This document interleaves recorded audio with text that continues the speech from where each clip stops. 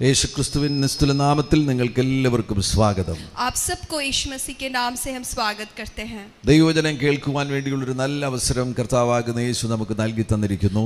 और एक बार हमारे जीवन में प्रभु ने अवसर दिया कि हम परमेश्वर के वचन से सुन सके. ഈ വചന ശുശ്രൂഷ നിങ്ങൾക്ക് തീർച്ചയായിട്ടും ഉപകാരപ്രദമായി തീരും. हम ऐसा विश्वास करते कि ये वचन की जो सेवकाई आपके जीवन के लिए एक आशीष होगा. ദൈവത്തിന്റെ വചനം ജീവനും ചൈതന്യവുമുള്ളതാണ്. परमेश्वर के वचन उसमें जीवन है. ആ വചനം സ്വീകരിക്കുകയാണെങ്കിൽ ദൈവത്തിന്റെ ജീവൻ നമ്മിലേക്ക് പകരപ്പെടും. और जब आप उस वचन को स्वीकार करते हैं परमेश्वर की जीवन आप प्राप्त करते हैं. ഈ പ്രത്യേക ശുശ്രൂഷയിൽ ഞങ്ങൾ നിങ്ങളുമായി പങ്കുവയ്ക്കുവാൻ ആഗ്രഹിക്കുന്ന ആലോചനകൾ ആന്തരിക സൗഖ്യം എന്ന ആലോചനയാണ്. और ये जो खास सभा में आपके बीच में हम वचन को जो बांटेंगे आंतरिक चंगाई विषय पर होगा. മനുഷ്യനുമായുള്ള ബന്ധത്തിൽ മനുഷ്യൻ മനസ്സിന്റെ മേഖലയിൽ ഒരുപാട് സംഘർഷങ്ങൾ അനുഭവിക്കാറുണ്ട്. जो व्यक्ति लोग हैं मनुष्य है वो मन के विषय में बहुत से संकट का सामना करते हैं. ആ സംഘർഷങ്ങളിൽ നിന്ന് പരിഹാരം നേടുവാൻ വേണ്ടി മനുഷ്യൻ സൈക്കാട്രിസ്റ്റിന്റെ അരികിൽ പോകുന്നു, സൈക്കോളജിസ്റ്റുകളുടെ അരികിൽ പോകുന്നു. എന്നാൽ യഥാർത്ഥമാകുന്ന സൗഖ്യം നൽകി തരുവാൻ യേശു ക്രിസ്തുവിനാണ് കഴിയുന്നത്. मनुष्य अपने मन के विषय में बहुत से घाव उनके जीवन में होते हैं, उसके लिए वो साइकियाट्री साइकोलॉजिस्ट उनके पास जाते हैं कि उनको मन में चंगाई को मिले. കഴിഞ്ഞ 20 വർഷക്കാലമായിട്ട് ദൈവവചന പഠനത്തിലൂടെയും അനുഭവത്തിലൂടെയും ശുശ്രൂഷയിലൂടെയും ലഭിച്ച ദൂതുകളും ആലോചനകളും ക്രോഡീകരിച്ചാണ് ഇന്ന് ഞങ്ങൾ നിങ്ങളുമായിട്ട് ഈ ശുശ്രൂഷകളിൽ ഈ ദൈവവചനം പങ്കുവെക്കുന്നത്. पिछले कुछ 20 सालों से परमेश्वर के वचन को गहराई से पढ़ने के बाद हम आपके सामने खड़े हैं परमेश्वर के वचन के साथ. വളരെ അവിചാരിതമായിട്ടാണ് ഏകദേശം 19 വർഷങ്ങൾക്ക് മുന്നമേ ഇങ്ങനെയുള്ള ആലോചനകളിലേക്ക് എൻ്റെ ശ്രദ്ധ തിരിഞ്ഞത്. कुछ 19 साल पहले बहुत ही एक्सीडेंटली मेरे जो विचार हैं इस विषय पर गिरा. അന്ന് ഒരു സ്ഥലത്ത് ശുശ്രൂഷിക്കുന്ന സന്ദർഭത്തിൽ ശുശ്രൂഷകൾക്ക് ശേഷമായിട്ട് ഒരു സഹോദരി വന്നിട്ട് എന്നോട് പറഞ്ഞു അവർക്ക് മൈഗ്രെയിൻ തലവേദനയാകുന്നു, 12 വർഷമായിട്ട് മൈഗ്രെയിൻ തലവേദനയാകുന്നു എന്ന്. उन दिनों में मेरी सेवकाई के बाद एक बहन मेरे पास आई और उन्होंने कहा कि उनको माइग्रेन हेडेक होता है. ഞാൻ ആ സഹോദരിയോട് ചോദിച്ചു, 12 വർഷമെന്ന് അവരെന്നോട് പറഞ്ഞതുകൊണ്ട് പെട്ടെന്ന് എനിക്കൊരു ചോദ്യം ചോദിക്കുവാൻ തോന്നി.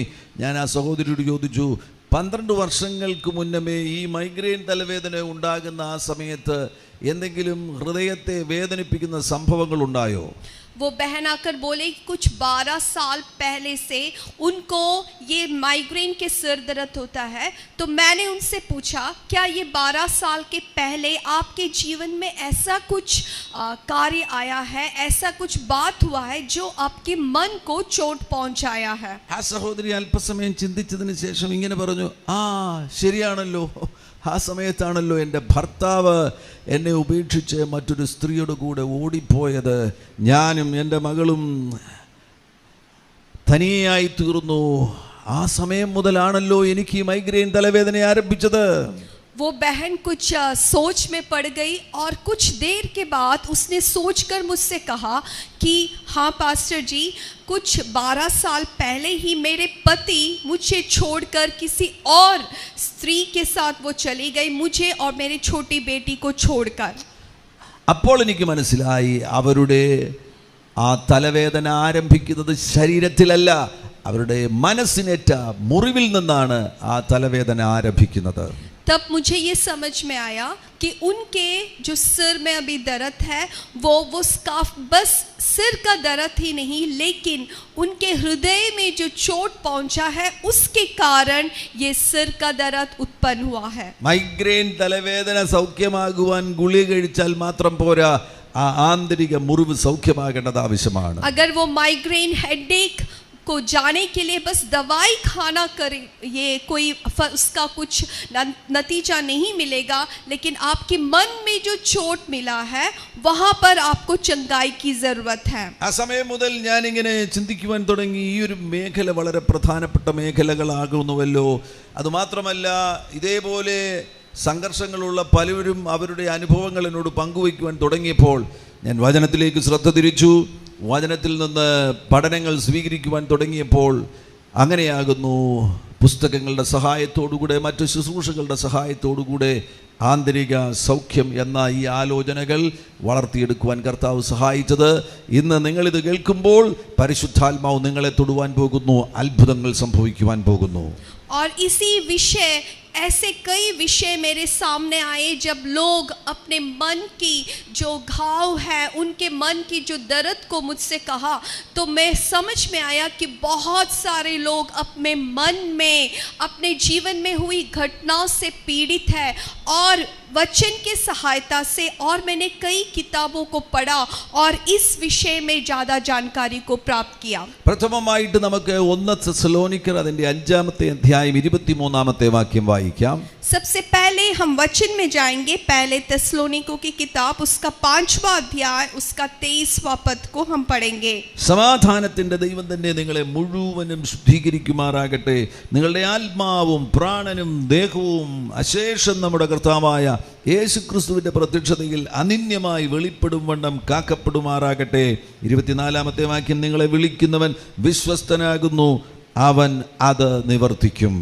उस वचन में इस प्रकार से लिखा है, अब शांति का परमेश्वर आप ही तुम्हें पूर्ण पवित्र करे और तुम्हारी आत्मा, प्राण और देह हमारे प्रभु यीशु मसीह के आगमन तक पूरी रीति से निर्दोष और सुरक्षित रखे. ആന്തരിക സൗഖ്യമെന്ന ഈ ആലോചനകൾ പഠിക്കുവാൻ വേണ്ടി പ്രഥമമായിട്ട് നമുക്ക് മാൻ and in his inner structure, മനുഷ്യനും അവൻ്റെ ആന്തരിക ഘടനയും എന്ന മേഖലയിൽ ഒരു ഓട്ടപ്രദക്ഷിണം നടത്താം. और आंतरिक जो इनर हीलिंग है, आंतरिक चंगाई के विषय में हम जाने से पहले हम देखेंगे मनुष्य और उसकी जो ढांचा है किस प्रकार से है, उसको हम गहराई में सीखेंगे. അത് പഠിക്കുന്നതാണ് ആന്തരിക സൗഖ്യത്തിന്റെ തുടക്കമെന്ന് പറയുന്നത്. जब उस विषय को हम सीखते हैं तभी हम आंतरिक चंगाई के गहराई में जा सकते हैं. മാൻ ആൻഡ് ഹിസ് ഇന്നർ സ്ട്രക്ചർ, മനുഷ്യനും അവൻ്റെ ആന്തരിക ഘടനയും. मनुष्य और उसकी ढांचा. ഈ വാക്യത്തിൽ പറയുന്നു മനുഷ്യന് 3 ഘടകങ്ങളുണ്ട്. Man is a trichotomy. മനുഷ്യന് 3 ഘടകങ്ങളുണ്ട്. അവനൊരു ആത്മാവുണ്ട്, പ്രാണനുണ്ട്, ശരീരമുണ്ട്. इस वचन के अनुसार हम देख सकते हैं मनुष्य के अंदर, मनुष्य जो त्रिभागी प्राणी होता है, मनुष्य के अंदर आत्मा, प्राण और देह है. പൗലോസ് ഇവിടെ പറയുന്നത് നിങ്ങളുടെ ആത്മാവും പ്രാണനും ദേഹവും എന്ന 3 ഘടകങ്ങളെ കുറിച്ച് പറയുമ്പോൾ മനുഷ്യൻ്റെ ആന്തരിക ഘടനയുമായി ബന്ധപ്പെട്ട് മനുഷ്യന് 3 ഘടകങ്ങളുണ്ട്. Man is a trichotomy. മനുഷ്യനൊരു ആത്മാവുണ്ട്, പ്രാണനുണ്ട്, ശരീരമുണ്ട്. पौलुस जब यहाँ पे कहता है तुम्हारी आत्मा, प्राण और देह, इससे हम समझ सकते हैं एक मनुष्य जो है वो त्रिभागी है, उसमें आत्मा, प्राण और शरीर है. ബാക്കിയാകുന്ന ഈ ശരീരം മാത്രമേ നമ്മൾ കാണുന്നുള്ളൂ എങ്കിലും നമുക്കൊരു ആത്മാവുണ്ട്. हम बस बाहर के हमारे शरीर को ही देखते हैं, लेकिन हमें समझना है कि हमारे अंदर आत्मा है. യഹോവയാകുന്ന ദൈവം മനുഷ്യനെ സൃഷ്ടിച്ച ചരിത്രം ഉൽപ്പത്തി പുസ്തകം 2-ാമത്തെ അധ്യായം 7-ാം വാക്യത്തിൽ കാണാൻ കഴിയുന്നു. परमेश्वर मनुष्य को बनाया हुआ चरित्र हम उत्पत्ति की किताब 2 अध्याय उसका 7वां पद में देख सकते हैं. യഹോവയായ ദൈവം നിലത്തെ പൊടി കൊണ്ട് മനുഷ്യനെ നിർമ്മിച്ചിട്ട് അവന്റെ മൂക്കിൽ ജീവശ്വാസം ഊതി മനുഷ്യൻ ജീവനുള്ള ദേഹിയായി തീർന്നു. और परमेश्वर मिट्टी से मनुष्य को बनाया और उसके नाखों में अपने श्वास को फूका. നിലത്തെ പൊടി കൊണ്ടാണ് നമ്മുടെ ശരീരം ഉണ്ടാക്കിയിരിക്കുന്നത്. हमारा जो शरीर है वो इस धरती के मिट्टी से, धूल से बनाया गया है. അതിനുശേഷം യഹോവയാകുന്ന ദൈവം മനുഷ്യനിലേക്ക് ഊതി. उसके बाद परमेश्वर उस मनुष्य के नस में फूका. ദൈവത്തിന്റെ വായിൽ നിന്ന് വന്ന ആ ശ്വാസമാണ് മനുഷ്യന്റെ ആത്മാവ്. और परमेश्वर के मुंह से आया हुआ श्वास है मनुष्य के आत्मा. എല്ലാ മനുഷ്യരിലും ദൈവാംശമുണ്ട്. हर एक मनुष्य के अंदर एक परमेश्वर का कण है. ദൈവത്തിൽ നിന്ന് വന്ന ശ്വാസമാകുന്നു മനുഷ്യന്റെ ആത്മാവ്. परमेश्वर से आया हुआ श्वास है मनुष्य के अंदर की आत्मा. ആ ശ്വാസം വന്ന് മനുഷ്യ ശരീരത്തെ തട്ടിയപ്പോൾ ഉളവായതാണ് മനുഷ്യന്റെ പ്രാണൻ. और वो परमेश्वर का श्वास जब वो मनुष्य के शरीर से आकर टकराया तब उसका प्राण बना. മനുഷ്യൻ ജീവനുള്ള ദേഹിയായി തീർന്നു എന്നാണ് ഇവിടെ രേഖപ്പെടുത്തിയിരിക്കുന്നത്. അതിനാൽ സൃഷ്ടിച്ചപ്പോൾ തന്നെ ഈ മൂന്ന് ഘടകങ്ങളെ കുറിച്ചുള്ള വിവരണം നമുക്ക് കാണാൻ കഴിയുന്നു. और हम देख सकते हैं कि इसके द्वारा मनुष्य जीवित एक देह हुआ कर वचन में लिखा है. മനുഷ്യനെ കുറിച്ചുള്ള വിശദീകരണങ്ങൾ വീണ്ടും നമുക്ക് ദൈവത്തിന്റെ വചനത്തിൽ യിശയ്യാ പ്രവാചകന്റെ പുസ്തകം 43-ാമത്തെ അധ്യായം 7-ാം വാക്യത്തിൽ കാണാൻ കഴിയുന്നു. और फिर हम मनुष्य के सृष्टि के बारे में देख सकते हैं यशायाह नबी के किताब उसका 43वां पद उसका 7वां पद में देख सकते हैं. അവിടെ രേഖപ്പെടുത്തിയിരിക്കുന്ന എൻ്റെ നാമത്തിൽ വിളിച്ചും എൻ്റെ മഹത്വത്തിനായി സൃഷ്ടിച്ച് നിർമ്മിച്ച് ഉണ്ടാക്കിയിരിക്കുന്ന ഏവരെയും കൊണ്ടുവരിക. അവിടെ മൂന്ന് കാര്യങ്ങൾ പറയുന്നു. സൃഷ്ടിച്ചു, നിർമ്മിച്ചു, ഉണ്ടാക്കി എന്ന് പറയുകയാണ്. और वहाँ पे लिखा है हर एक जो मेरे नाम से कहलाते हैं इसको मैंने अपनी महिमा के लिए सृजा है तथा जिसको मैंने रचा और बनाया है. സൃഷ്ടിച്ചത് മനുഷ്യന്റെ ആത്മാവിനെയാണ്. മനുഷ്യന്റെ ആത്മാവിനെ ദൈവം സൃഷ്ടിച്ചു. മനുഷ്യന്റെ ശരീരത്തെ ദൈവം നിർമ്മിച്ചു. മനുഷ്യന്റെ പ്രാണനെ ദൈവം ഉണ്ടാക്കി. इस वचन से हम देख सकते हैं मनुष्य के आत्मा को परमेश्वर ने सृजा, मनुष्य के प्राण को परमेश्वर ने रचा, मनुष्य के शरीर को परमेश्वर ने बनाया. വീണ്ടും എബ്രായ ലേഖനം 4-ാമത്തെ അധ്യായം 12-ാമത്തെ വാക്യത്തിലേക്ക് പോകുമ്പോൾ അവിടെയും കാണുവാൻ കഴിയുന്നു മനുഷ്യന് മൂന്ന് ഘടകങ്ങൾ ഉണ്ട് എന്ന് വചനം അവിടെയും ഉറപ്പിക്കുകയാണ്. हम फिर देख सकते हैं इब्रानियों 4 उसका 12 पद में भी देख सकते हैं मनुष्य के अंदर 3 पद है. ദൈവത്തിന്റെ വചനം ജീവനും ചൈതന്യവും ഉള്ളതായി ഇരുവായി തലയുള്ള ഏതു വാളിനേക്കാളും മൂർച്ചയേറിയതും പ്രാണനെയും ആത്മാവിനെയും സന്ധിമജ്ജകളെയും വേർവിടുവിക്കും വരെ തുളച്ചു ചെല്ലുന്നതും ഹൃദയത്തിലെ ചിന്തനങ്ങളെയും ഭാവങ്ങളെയും വിവേചിക്കുന്നതുമാകുന്നു എന്നാണ് അവിടെ രേഖപ്പെടുത്തിയിരിക്കുന്നത്. അവിടെയും നമുക്ക് മൂന്ന് ഘടകങ്ങൾ കാണുവാൻ കഴിയുന്നു. ആത്മാവ്, പ്രാണൻ, ശരീരം. हम उस वचन में देख सकते हैं लिखा है क्योंकि परमेश्वर का वचन जीवित, प्रबल और किसी भी दोधारी तलवार से तेज है. वो प्राण और आत्मा, जोड़े और गुंदे दोनों को आर पार बंद करके मन के विचारों तथा भावनाओं को परखता है. यहाँ भी हम देख सकते हैं कि मनुष्य के अंदर आत्मा, प्राण और शरीर है कर നമ്മുടെ കർത്താവാകുന്ന യേശു ക്രിസ്തു കാൽവറി ക്രൂശിലായിരുന്ന സന്ദർഭത്തിൽ जब यीशु मसीह कैलवरी के क्रूस पर था, ആ മൂന്നാണികളിൽ യേശു തൂങ്ങിക്കിടക്കുമ്പോൾ जब उस 3 कीलियों पर यीशु मसीह उस क्रूस पर था, ഏതാണ്ട് 6 മണിക്കൂറോളം യേശു ക്രൂശിലായിരുന്നു. कुछ ऐसे 6 घंटे उस क्रूस पर था. അവിടുന്ന് തൻ്റെ ആത്മാവിനെ പിതാവിന്റെ പക്കൽ ഏൽപ്പിക്കുവാൻ സമയമായപ്പോൾ जब अपने आत्मा को स्वर्गीय पिता के हाथों में देने का समय आया, ആ ഭാഗത്ത് നമുക്ക് കാണുവാൻ കഴിയുന്ന ലൂക്കോസിന്റെ സുവിശേഷം അതിന്റെ 23-ാമത്തെ വാക്യത്തിൽ നമുക്ക് 23-ാമത്തെ അധ്യായം 45-ാമത്തെ വാക്യത്തിൽ നമുക്ക് കാണുവാൻ കഴിയുന്നു കർത്താവ് ആമേന് അത്യുച്ചത്തിൽ ദൈവമന്ദിരത്തിലെ തിരശീല നടുവേ ചീന്തിപ്പോയി. യേശു അത്യുച്ചത്തിൽ പിതാവേ ഞാൻ എൻ്റെ ആത്മാവിനെ തൃക്കൈയിൽ ഏൽപ്പിക്കുന്നു എന്ന് നിലവിളിച്ചു പറഞ്ഞു. ഇത് പറഞ്ഞിട്ട് യേശു പ്രാണനെ വിട്ടു.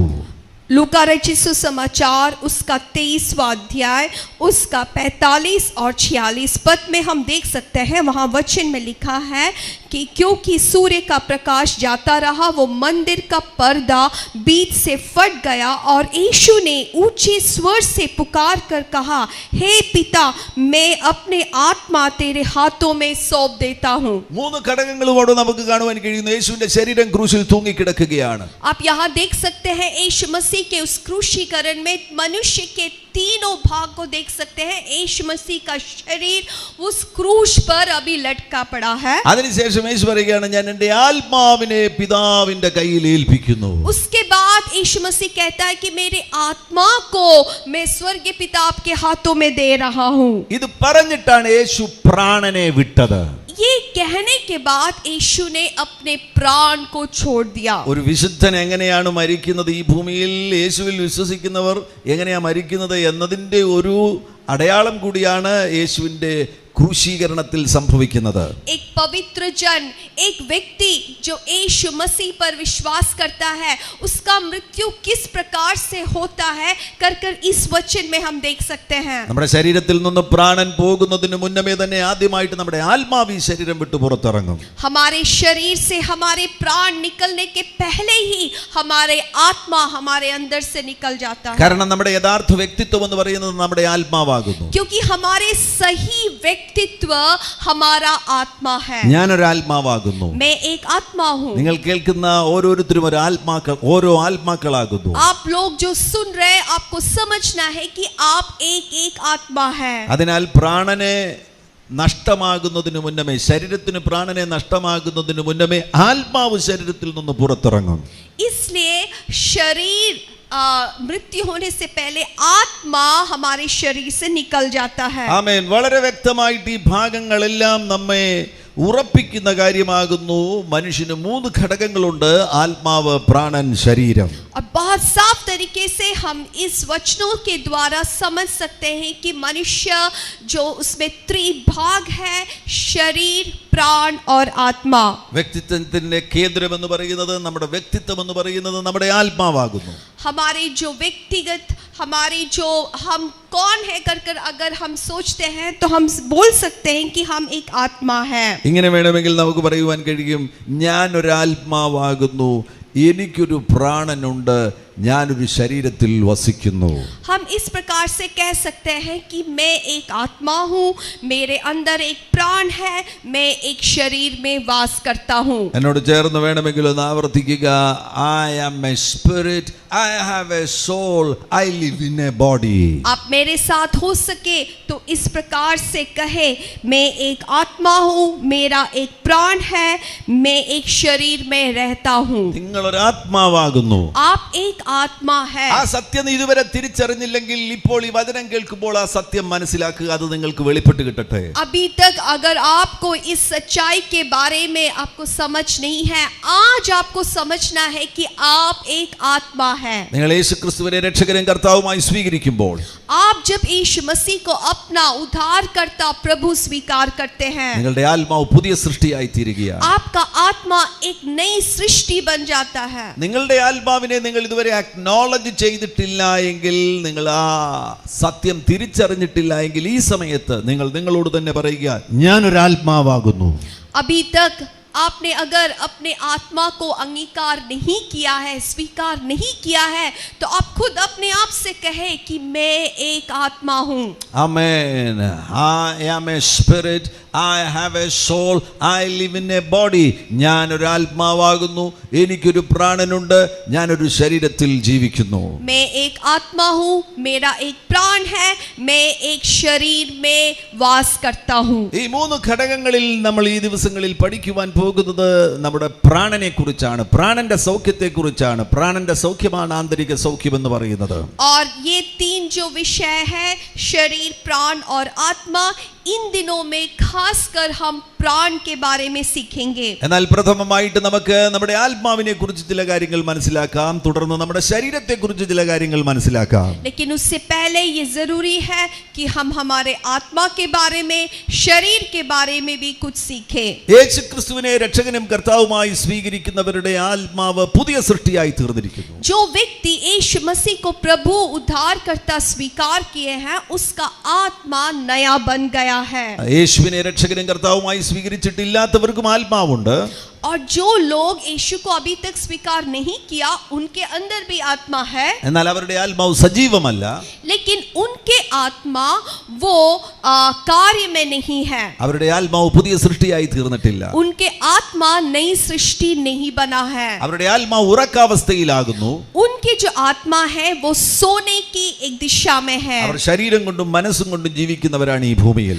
वो शरीर और प्राण के साथ इस दुनिया में जीते हैं. 3 ഘടകങ്ങൾ ഉണ്ടെങ്കിൽ പോലും 2 ഘടകങ്ങളെ മാത്രമേ അവർ ഈ ഭൂമിയിൽ ജീവിക്കുവാൻ വേണ്ടി ഉപയോഗിക്കുന്നുള്ളൂ. उनके अंदर 3 भाग तो है, लेकिन जब वो इस धरती पर रहते हैं, बस दो भाग को ही वो इस्तेमाल करते हैं। എന്നാൽ യേശുവിനെ ഒരാൾ രക്ഷകനും കർത്താവുമായി സ്വീകരിക്കുന്നതോടുകൂടെ ആ വ്യക്തിയുടെ ആത്മാവ് സജീവമാകുന്നു, ആത്മാവ് പുതിയ സൃഷ്ടിയായി തീരുന്നു. लेकिन एक व्यक्ति जब यीशु मसीह को अपना प्रभु उद्धारकर्ता स्वीकार कर लेता है, उसका आत्मा भी प्रक्रिया हो जाता है. അതാണ് 2 കൊരിന്ത്യർ 5-ാം അധ്യായം 17-ാമത്തെ വാക്യത്തിൽ പറയുന്നത്, ഒരുവൻ ക്രിസ്തുവിലായാൽ പുതിയ സൃഷ്ടിയാകുന്നു, പഴയത് കഴിഞ്ഞുപോയി, എല്ലാം പുതുതായി തീർന്നിരിക്കുന്നു.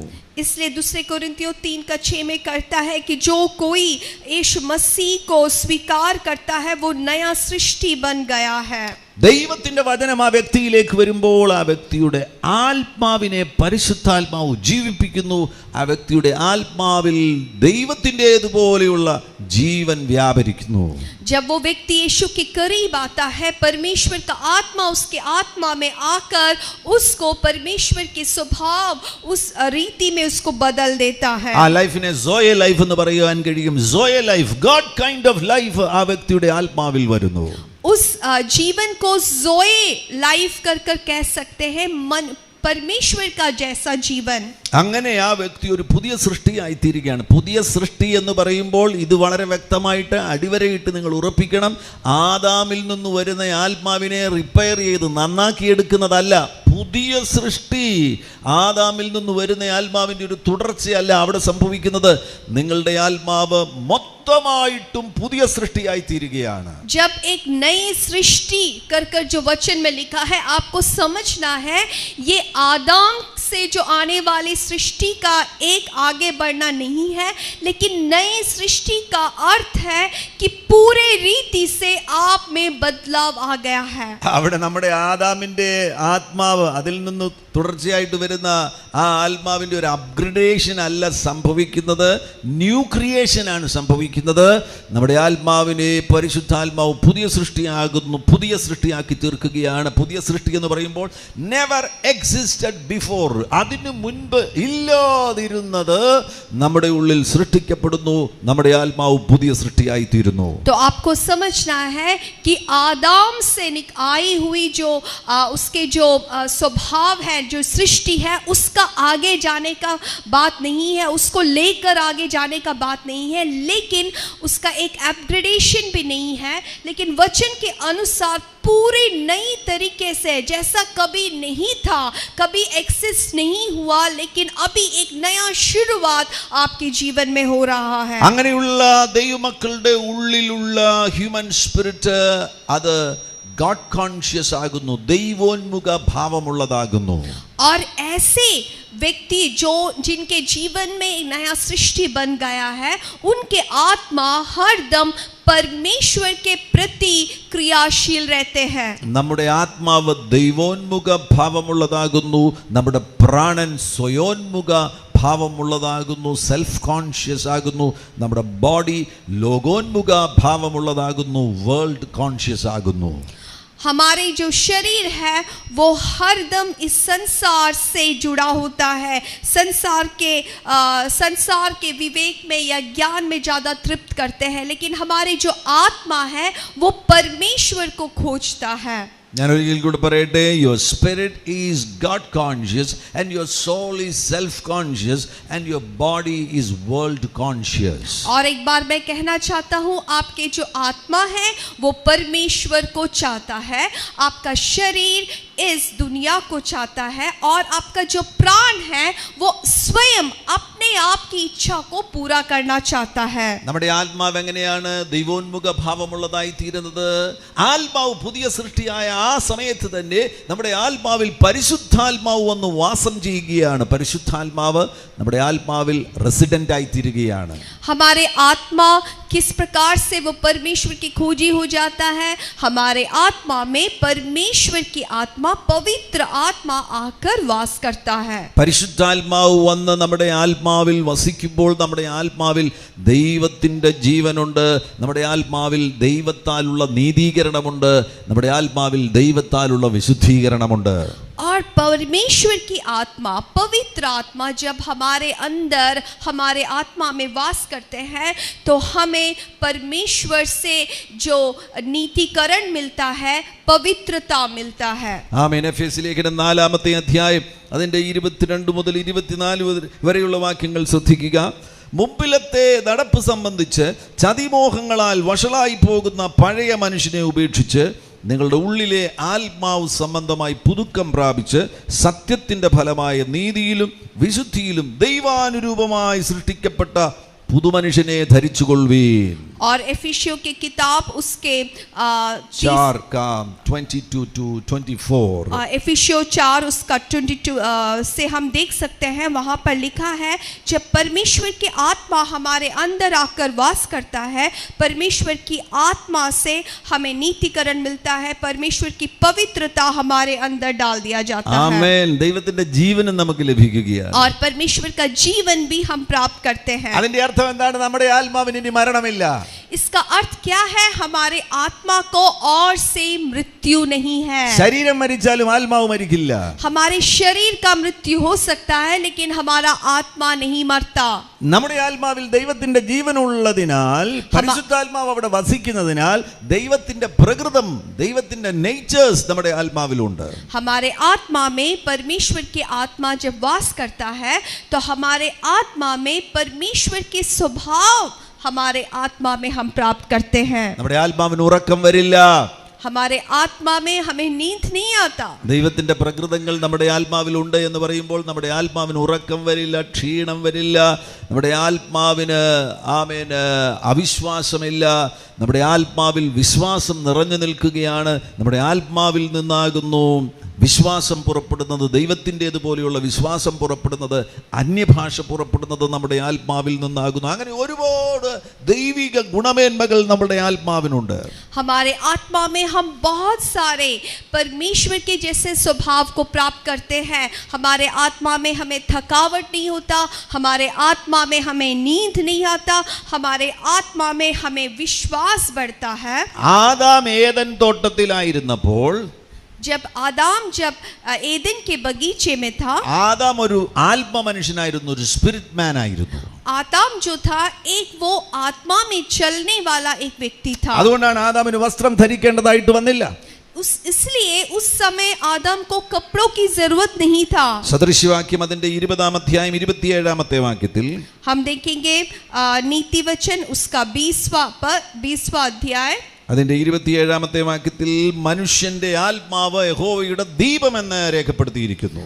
और उसका वर्स 27 में हम देख सकते हैं, नीति वचन 20 का 27, मनुष्य का आत्मा यहोवा का दीपक है। ആമേൻ. ലാംപ് ഓഫ് ദ ലോർഡ്, നമ്മുടെ ആത്മാവിൽ ദൈവത്തിന്റെ ദീപമുണ്ട്, ദൈവത്തിന്റെ വെളിച്ചമുണ്ട്.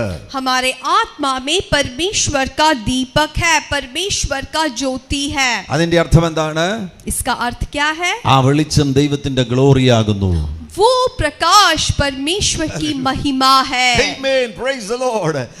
അതാണ് ആദാം ഏദൻ തോട്ടത്തിലായിരുന്നപ്പോൾ ഗ്ലോറിയാൽ മൂടപ്പെട്ടവനായിരുന്നു. കാരണം ആദാമിന്റെ ആത്മാവിൽ ദൈവത്തിന്റെ ദീപമുണ്ടായിരുന്നു. तो इससे हम समझ सकते हैं कि वही आदम जब वो एदन के बगीचे में था, वो परमेश्वर की महिमा को पहने हुआ था। നമ്മൾ ഇന്ന് ജീവിക്കുന്ന ജീവിതത്തെക്കാൾ വ്യത്യസ്തമാകുന്ന ഒരു ജീവിതമാണ് ആദാം ഏദൻ തോട്ടത്തിൽ ജീവിച്ചത്.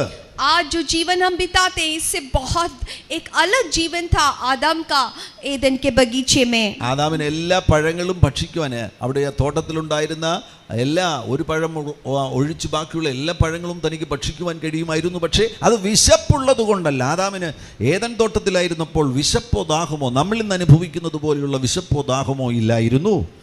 आदम को वो बगीचे के सारे फल, एक वृक्ष का फल को छोड़कर बाकी सारे फल वो खा सकता था। जैसे आज हमें भूख या प्यास है, आदम को उस समय ऐसा भूख प्यास नहीं था, वो चाहे तो वो खा सकता है। എത്ര അധ്വാനിച്ചാലും ആദമിന് ക്ഷീണമുണ്ടാകുമായിരുന്നില്ല, വേർക്കുമായിരുന്നില്ല. जितना भी कार्य करे, काम करो, आदम थकता नहीं था, उसको पसीना नहीं आता था। നമ്മൾ ഇന്ന് അനുഭവിക്കുന്ന ഡിപ്രഷനോ വ്യാകുലതയോ ആങ്സൈറ്റിയോ ഒന്നും ഇതൊന്നും ആദമിനുണ്ടായിരുന്നില്ല. आज हम अनुभव करने वाले निराशा या व्याकुलता ये कुछ आदम को नहीं था. വീഴ്ചയോടുകൂടിയാണ് ഇതെല്ലാം മനുഷ്യനിൽ പ്രവേശിച്ചത്. लेकिन जब मनुष्य पाप में गिरा उसके बाद ये सब मनुष्य के अंदर प्रवेश किया. ഏദൻ തോട്ടത്തിൽ ആദാമിനുണ്ടായിരുന്ന പ്രകൃതങ്ങൾ ഇപ്പോൾ രക്ഷിക്കപ്പെട്ട ഒരു ദൈവവൈതലിന്റെ ആത്മാവിലുണ്ട്. जो आदम का स्वभाव था जो एदन के बगीचे में वही एक यीशु मसीह को स्वीकार किया नया जन्म प्राप्त किया व्यक्ति के आत्मा में है. നിങ്ങളുടെ ആത്മാവിന് ഉറക്കത്തിന്റെ ആവശ്യമില്ല. आपके आत्मा को नींद की जरूरत नहीं है. നിങ്ങളുടെ ആത്മാവിന് ശരീരത്തിന്റെ ഭക്ഷണത്തിന്റെ ആവശ്യമില്ല. ആത്മാവിന്റെ ഭക്ഷണം ദൈവത്തിന്റെ വചനമാകുന്നു. और आपकी आत्मा को शरीर के लिए जैसा भोजन खाना पड़ता है उसकी जरूरत नहीं है क्योंकि आपका आत्मा का भोजन परमेश्वर का वचन है. ആത്മാവിൽ അവിശ്വാസമില്ല. और आत्मा में अविश्वास नहीं है. ആമേൻ.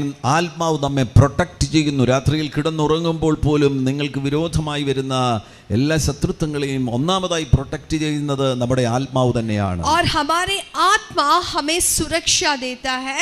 हम जब रात में सोते हैं नींद में होते हैं आपके विरुद्ध आने वाले अंधकार की शक्ति से सबसे पहले आपको सुरक्षा देता है आपका आत्मा. ആമേൻ. അത്ര അത്ഭുതകരമാകുന്ന സാധ്യതകളാണ് ഹ്യൂമൻ സ്പിരിറ്റിലൂടെ നമുക്ക് ലഭിക്കുന്നത്. എന്നാൽ അത് മുഴുവൻ നമുക്കിപ്പോൾ അനുഭവിക്കുവാൻ കഴിയുകയില്ല. കാരണം എന്ന് പറയുന്നത് നമ്മുടെ പ്രാണനും നമ്മുടെ ശരീരവും ആത്മാവിൻ്റെ പൊട്ടൻഷ്യലിനെ ലിമിറ്റ് ചെയ്ത് കളയുകയാണ്, അതിനെ കുറച്ച് കളയുകയാണ്. हमारे आत्मा में इतनी बड़ी संभावना है लेकिन आज वो पूरी जो बात हम अपने जीवन में महसूस नहीं करते क्योंकि हमारा मन हमारा प्राण और शरीर आत्मा के विरोध में आत्मा के कार्यों के में बाधा लेकर आता है. എന്നാൽ നിങ്ങൾ കൂടുതൽ കൂടുതൽ നിങ്ങളുടെ ഹ്യൂമൻ സ്പിരിറ്റിനെ സജീവമാക്കുന്നു എങ്കിൽ വേർഡ് ഓഫ് ഗാഡിലൂടെ പ്രാർത്ഥനയിലൂടെ അന്യഭാഷ സംസാരിക്കുന്നതിലൂടെ നിങ്ങളുടെ ഹ്യൂമൻ സ്പിരിറ്റിനെ നിങ്ങൾ കൂടുതൽ കൂടുതൽ സജീവമാക്കുന്നു എങ്കിൽ നിങ്ങൾക്ക് ഉന്നതമാകുന്ന ഒരു ജീവിതം, ഗുണമേന്മയുള്ളൊരു ജീവിതം ഈ ഭൂമിയിൽ നയിക്കുവാൻ കഴിയും. तो अगर आपकी जो मनुष्य आत्मा है इसको और क्रियाशील करते हैं, ज़्यादा वचन पढ़ते हैं, ज़्यादा वचन में ध्यान देते हैं, वचन को बार बार आप स्वीकार करते हैं, कन्फेस करते हैं, इससे आपके आत्मा को आप क्रियाशील बना सकते हैं. നിങ്ങളുടെ ഹ്യൂമൻ സ്പിരിറ്റിലുള്ള കാര്യങ്ങളാണ്. ഒന്ന് കോൺഷ്യൻസ്, മനസാക്ഷി നിങ്ങളുടെ ഹ്യൂമൻ സ്പിരിറ്റിലാകുന്നു. രണ്ട്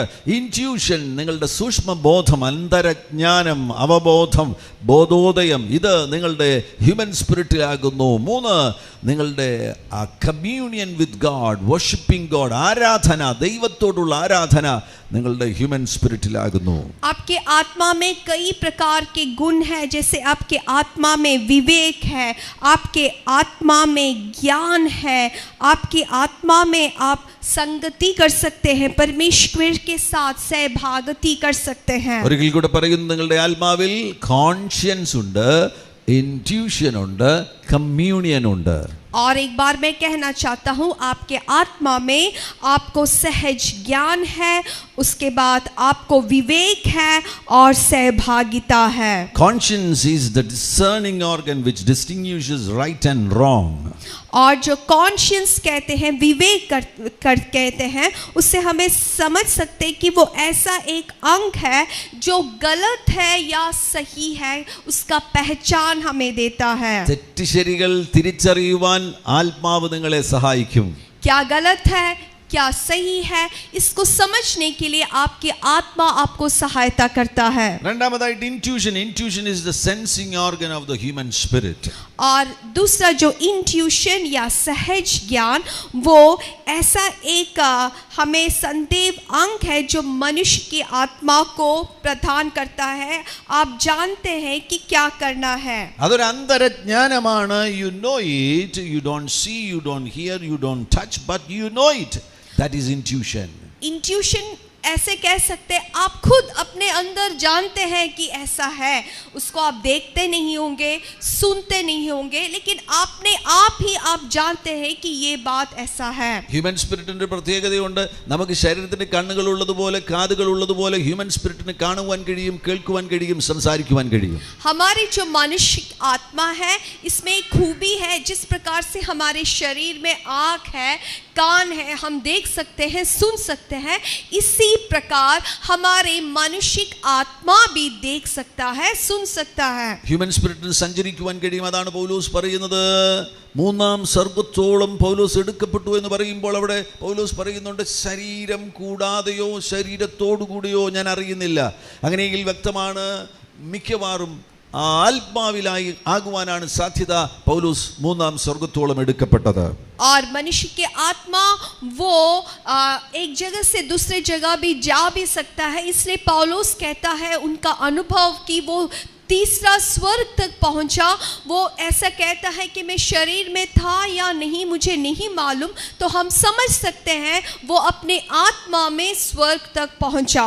നിങ്ങളുടെ ആത്മാവിന് ഇത്തരത്തിലുള്ള ഗുണമേന്മകൾ ഉള്ളതുകൊണ്ട് ആത്മാവിന് അന്തരജ്ഞാനമുണ്ട്, ഇൻറ്റ്യൂഷൻ ഉണ്ട്. ആത്മാവിന് കാര്യങ്ങൾ അറിയുവാൻ കഴിയും. आपके आत्मा में इतनी बड़े गुण है, इसलिए आपके आत्मा के अंदर सहज ज्ञान है. മൂന്നാമതായിട്ട് ആത്മാവിൽ നിന്നാണ് ആരാധന ഉയരുന്നത്. കമ്മ്യൂണിയൻ, ദൈവത്തോടുള്ള ആരാധന നമ്മുടെ ആത്മാവിൽ നിന്നാകുന്നു ഉയരുന്നത്. और तीसरा है आपके आत्मा से सहभागिता, संगति. आप परमेश्वर के साथ संगति कर सकते हैं.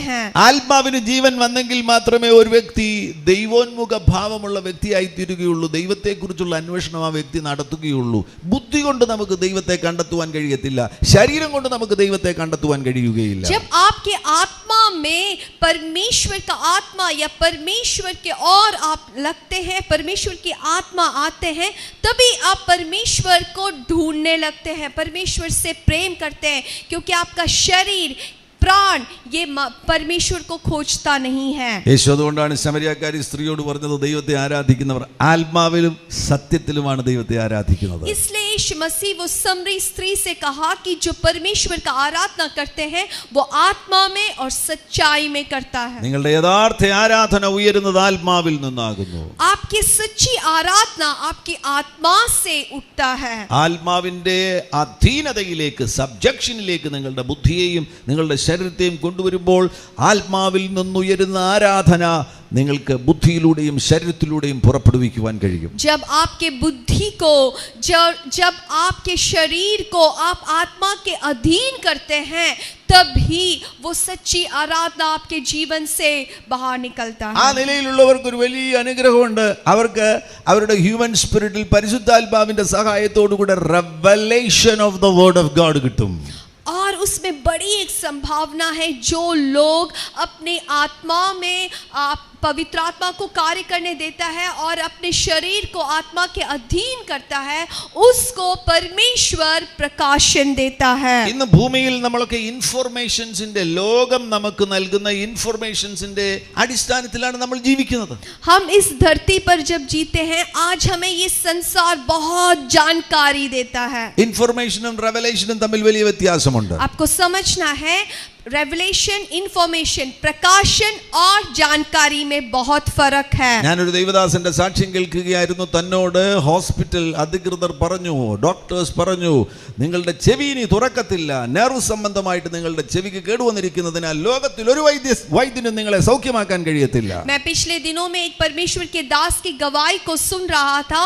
उनसे डॉक्टरों ने कहा कि आपके कान के जो नर्व्स है उसमें बहुत बड़े डैमेजेस हुआ है, इसलिए अभी आप कभी नहीं सुन सकोगे. ഇന്ത്യയിലെ പ്രമുഖരായ 4ലധികം ENT സ്പെഷ്യലിസ്റ്റുകളെ അദ്ദേഹം പോയി കണ്ടു. भारत के कुछ 6 प्रमुख ENT स्पेशलिस्ट को उन्होंने मिला. എല്ലാവരും ഒരുപോലെ പറഞ്ഞു, നിങ്ങളുടെ ചെവി ഇനി ഒരിക്കലും തുറക്കുകയില്ല. सब लोगों ने एक ही बात कहा कि आप कभी सुन नहीं सकोगे. അത് ഇൻഫർമേഷൻ ആണ്. നോളജിന്റെ അടിസ്ഥാനത്തിലുള്ള, സെൻസ് നോളജിന്റെ അടിസ്ഥാനത്തിലുള്ള, ഇന്റലിജന്റ് നോളജിന്റെ അടിസ്ഥാനത്തിലുള്ള ഇൻഫർമേഷൻ ആണത്. वो सब जानकारी है, उनके पढ़ाई के द्वारा, उनके ज्ञान के द्वारा वो जानकारी को उन्होंने कहा. അതെല്ലാം ഫാക്റ്റുകളാണ്. അതെല്ലാം വൈദ്യശാസ്ത്രത്തിന്റെ അറിവനുസരിച്ച് ഫാക്റ്റുകളാണ്.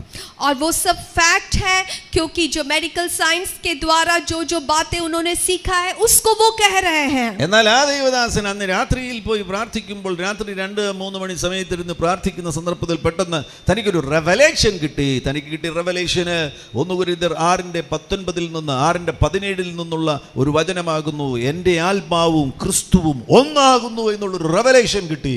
लेकिन उसी रात वो परमेश्वर का दास अपने कमरे में गया, कुछ रात के 2 या 3 बजे जब वो प्रार्थना कर रहे थे, वचन का प्रकाशन उनको मिला 1 कुरिन्थियों के अध्याय से कि उनका आत्मा और यीशु मसीह का आत्मा एक है कर കർത്താവിനോട് പറ്റിച്ചേരുന്നവൻ അവനുമായി ഏകാത്മാവാകുന്നു എന്നുള്ളത് ആ വചനം തനിക്കൊരു റെവലേഷനായി വെളിപ്പാടായി തന്റെ ആത്മാവിൽ ലഭിച്ചു. और जब वो वचन का प्रकाशन मिला कि जो यीशु मसीह के साथ जुड़ा हुआ है वो यीशु मसीह के शरीर के साथ जुड़ा हुआ है. ആ റെവലേഷൻ കിട്ടിക്കഴിഞ്ഞപ്പോൾ തനിക്ക് മനസ്സിലായി തന്റെ കാതുകൾ കേൾക്കാതിരിക്കുന്നു എങ്കിൽ എൻ്റെ ശരീരത്തെ ഇപ്പോൾ ഉപയോഗിക്കുന്ന യേശു ക്രിസ്തുവിൻ്റെ ആത്മാവിൻ്റെ പ്രവർത്തനത്തിന്, പരിശുദ്ധാത്മാവിൻ്റെ പ്രവർത്തനത്തിന് അത് തടസ്സമാകുന്നു, അത് ലിമിറ്റ് ചെയ്യുന്നതാകുന്നു. അതിനാൽ എനിക്കും യേശു ക്രിസ്തുവിനും ചേർന്ന് ഇതിനെ ശാസിക്കുവാനുള്ള അധികാരമുണ്ട് എന്ന്. और इस वचन के प्रकाशन से वो परमेश्वर के दास को समझा कि मेरा और यीशु मसीह का शरीर अगर एक है, अगर मेरे कानों में अच्छी तरीके से मैं सुनाई नहीं दे सकता तो यीशु मसीह की सेवकाई जो मेरे द्वारा होना है उसमें बाधा ला सकता है. इसलिए मैं यीशु मसीह के शरीर में होने के कारण ये चंगाई मेरे लिए संभव है. അദ്ദേഹത്തിന് കിട്ടിയ റെവലേഷന്റെ അടിസ്ഥാനത്തിൽ പ്രാർത്ഥിച്ചു കഴിഞ്ഞപ്പോൾ തന്റെ ചെവി തുറന്നു. और उनको मिला हुआ प्रकाशन के अनुसार जब ये व्यक्ति ने प्रार्थना किया उनका कान खुल गया. അതാണ് റെവലേഷൻ നോളജും സെൻസ് നോളജും തമ്മിലുള്ള വ്യത്യാസം. ये है प्रकाशन और जानकारी के बीच में जो बड़ा जो डिफरेंस. നിങ്ങളുടെ ഹ്യൂമൻ സ്പിരിറ്റിൽ നിങ്ങൾക്ക് റെവലേഷൻ നോളജ് പരിശുദ്ധാത്മാവിനാൽ ലഭിക്കും. आपके आत्मा में आप पवित्र आत्मा के द्वारा प्रकाशन मिल सकते हैं. ലോകത്തിൽ നിന്ന് ലഭിക്കുന്ന ഇന്റലിജന്റിന്റെയും ഇൻഫർമേഷൻസിന്റെയും ഫാക്ടുകളുടെയും അടിസ്ഥാനത്തിൽ ലഭിക്കുന്ന സെൻസ് നോളജ് ഉണ്ട്. ആ സെൻസ് നോളജിനെ കീഴ്പ്പെടുത്തുവാൻ പ്രാപ്തിയുള്ളതാകുന്നു റെവലേഷൻ നോളജ്. और इस दुनिया की जानकारी से, पढ़ाई से आपको सेंस नॉलेज या इंद्रिय ज्ञान मिल सकता है, लेकिन उससे भी बढ़कर है पवित्र आत्मा से मिलने वाला प्रकाशन. ഇത്തരത്തിലുള്ള അത്ഭുതങ്ങളെല്ലാം ഉള്ള സ്ഥലമാണ് മനുഷ്യന്റെ ആത്മാവെന്ന് പറയുന്നത്. और इतनी बड़ी एक अद्भुत का केंद्र है मनुष्य का आत्मा. ആ ആത്മതലങ്ങളെ പരമാവധി പ്രയോജനപ്പെടുത്തുന്നവരുടെ ഈ ഭൂമിയിലെ ക്രിസ്തീയ ജീവിതത്തിന്റെ ഗുണമേന്മ വർദ്ധിക്കുവാൻ പോകുന്നു. और जो लोग अपने आत्मा के तल को क्रियाशील करते हैं उनका मसीही जीवन इस धरती पर बहुत ही आशीषमय होगा. ആ ഒരു കുഞ്ഞ് അമ്മയുടെ ഉദരത്തിൽ കൺസീവ്ഡ് ആകുന്ന ആ സമയത്ത് തന്നെ ആ കുഞ്ഞിൽ ആത്മാവ് സജീവമാകുന്നു. एक बच्चा माँ की कोख में उत्पन्न होते समय उसके अंदर मनुष्य की जो आत्मा बन जाता है. കൺസെപ്ഷൻ സമയത്ത് തന്നെ കുഞ്ഞിൽ ആത്മാവ് സജീവമാകുന്നു. और कंसेप्शन के समय ही वो जो आत्मा है वो पूर्ण रूप से बन जाता है. ആ കുഞ്ഞിൽ ആത്മാവ് ദൈവത്തിൽ നിന്നാകുന്നു ലഭിക്കുന്നത്. और उस बच्चे के अंदर जो आत्मा आता है वो परमेश्वर से आता है. സഭാപ്രസംഗിയുടെ പുസ്തകം അതിന്റെ 12-ാം അധ്യായം 7-ാമത്തെ വാക്യത്തിലേക്ക് പോകുമ്പോൾ जब एक्लीसियास्टिकल उसका 12 उसका 7वां पद में जब हम जाते हैं അവിടെ രേഖപ്പെടുത്തിയിരിക്കുന്നു, പൊടി പണ്ടായിരുന്നത് പോലെ ഭൂമിയിലേക്ക് തിരികെ ചേരും, ആത്മാവ് അതിനെ നൽകിയ ദൈവത്തിന്റെ അടുക്കലേക്ക് മടങ്ങിപ്പോകും. ശ്രദ്ധിക്കുക, ആത്മാവ് അതിനെ നൽകിയ ദൈവത്തിന്റെ അടുക്കലേക്ക് മടങ്ങിപ്പോകും. അങ്ങനെയെങ്കിൽ ആത്മാവ് ദൈവത്തിൽ നിന്ന് വന്നതാകുന്നു. और उस वचन में लिखा है जो आत्मा परमेश्वर के ओर से आता है वो परमेश्वर के पास लौट जाता है. तो इसका अर्थ है आत्मा परमेश्वर के ओर से आता है. ഒരു അമ്മയുടെ ഉദരത്തിൽ ഒരു കുഞ്ഞുരുവാകുന്ന സമയത്ത് ആ മാതാവും പിതാവും മാത്രമല്ല അവിടെ ഇൻവോൾവ് ആകുന്നത്, ദൈവം അവിടെ ഇൻവോൾവ് ആകുന്നു. മാതാവിൽ നിന്നും പിതാവിൽ നിന്നുമാണ് കുഞ്ഞിന്റെ ശരീരവും പ്രാണനും ഉരുവാകുന്നത് എങ്കിലും ആത്മാവ് ദൈവത്തിൽ നിന്നാകുന്നു വരുന്നത്. हम देख सकते हैं जब एक बच्चा माँ के कोख में होता है वहाँ पे उसके पिता माँ को भी इस्तेमाल किया जाता है, लेकिन जो आत्मा है वो परमेश्वर के ओर से आता है. ആ ആത്മാവ് പുതിയ സൃഷ്ടിയായി തീരുമ്പോഴുള്ള സാധ്യതകൾ വളരെ വളരെ വലുതാകുന്നു. और वही आत्मा जब नई सृष्टि बन जाता है उसमें बड़ी संभावना है. കൺസെപ്ഷന്റെ സമയത്ത് തന്നെ ആത്മാവ് കുട്ടിയിൽ സജീവമാകുന്നതിനാൽ ആ സമയത്ത് തന്നെ കുട്ടിയിൽ ആത്മാവ് പെർഫെക്റ്റ് ആകുന്നു, കുട്ടിയിൽ ആത്മാവ് സജീവമാകുന്നു എന്ന് പറയേണ്ടിയിരിക്കുന്നു. वो बच्चा माँ के कोख में उत्पन्न होते ही उसका आत्मा जो संपूर्ण रीति से बन जाता है. ആമേൻ. കംപ്ലീറ്റ് ആകുകയാണ്. അഥവാ ആ കുഞ്ഞ് ഉദരത്തിൽ വച്ച് ഒരു മിസ്കാരേജ് ഉണ്ടാകുകയാണെങ്കിലും ഒരു അബോർഷൻ ഉണ്ടാകുകയാണെങ്കിലും ആ കുട്ടിയുടെ ആത്മാവ് പറുദീസയിൽ വളരുമെന്നാണ് നമുക്ക് ബോധ്യമാകുന്നത്. तो इसका अर्थ है ये बच्चा माँ के कोख में उत्पन्न होते ही उसका जो आत्मा है वो पूरी तरीके से बन गया है, कंप्लीट है. तो इससे हम समझ सकते हैं अगर ये बच्चा माँ के कोख में ही उसका मिसकैरेज हो जाता है या अबॉर्शन हो जाता है, ये बच्चा का आत्मा परमेश्वर के पास पहुंचता ഈ है. മൂന്ന് ഘടകങ്ങളുടെ വളർച്ചയെ കുറിച്ച് പറയുകയാണെങ്കിൽ സ്പിരിറ്റ്, ഹ്യൂമൻ സ്പിരിറ്റ് കൺസെപ്ഷനിൽ തന്നെ कंप्लीट आगुनु. अगर ये तीन भागों के बारे में हम गहराई में सीखेंगे तो हम समझ सकते हैं कि मनुष्य के आत्मा जो है वो माँ के कोख में उत्पन्न होते ही वो पूर्ण तरीके से कंप्लीट होता है. പ്രാണൻ 0 മുതൽ 7 വയസ്സ് വരെയാണ് വളരുന്നത്. और हमारा जो प्राण है वो हमारे कंसेप्शन के समय से 7 साल तक उसका बढ़ोतरी होता है. അതുകൊണ്ട് ആ സമയത്തെ ഫോർമേറ്റീവ് ഇയേഴ്സ് എന്ന് വിളിക്കുന്നു. और इसलिए उन समय को फॉर्मेटिव इयर्स कर हम कहते हैं. ശരീരം എന്ന് പറയുന്നത് 0 മുതൽ 21 വയസ്സ് വരെ വളരുന്നു. लेकिन जो शरीर है वो 0 से 21 साल तक हमारा शरीर बढ़ता है. പ്രാണൻ 0 മുതൽ 7 വയസ്സ് വരെയാണ് പ്രാണന്റെ വളർച്ച. हमारे जो प्राण की में जो बढ़ोतरी होता है, डेवलपमेंट्स होता है, वो 0 से लेकर 7 तक होता है. ശരീരം 21 വയസ്സ് വരെ വളരുന്നു. और हमारा शरीर 21 साल तक बढ़ता है. എന്നാൽ ആത്മാവ് കൺസെപ്ഷൻ സമയത്ത് തന്നെ കംപ്ലീറ്റ് ആകുകയാണ്. लेकिन जो आत्मा है वो बच्चे के माँ के कोख में उत्पन्न होते ही वो कंप्लीट होता है. ഹ്യൂമൻ സ്പിരിറ്റിന്റെ സാധ്യതകളെ കുറിച്ച് ഇനിയും ആഴത്തിൽ നിങ്ങൾ പഠിക്കുക. ആ സാധ്യതകളെ നിങ്ങളുടെ ഭൂമിയിലെ ജീവിതത്തിൽ പ്രയോജനപ്പെടുത്തുക.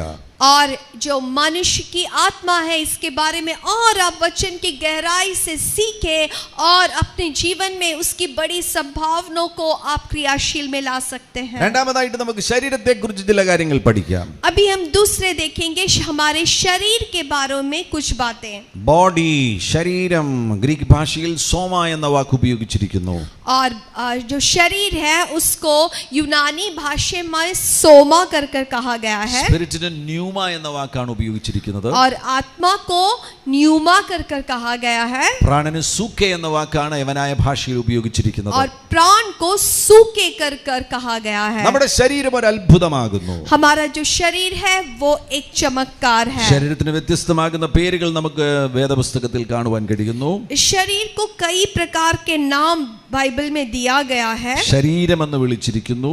शरीर कर कहा गया है. മൺകൂടാരം എന്ന് വിളിച്ചിരിക്കുന്നു. और मिट्टी का बर्तन कर कहा गया है. പുറമെയുള്ള മനുഷ്യൻ എന്ന് വിളിച്ചിരിക്കുന്നു. और बाहरी रूप का शरीर मनुष्य कहा गया है.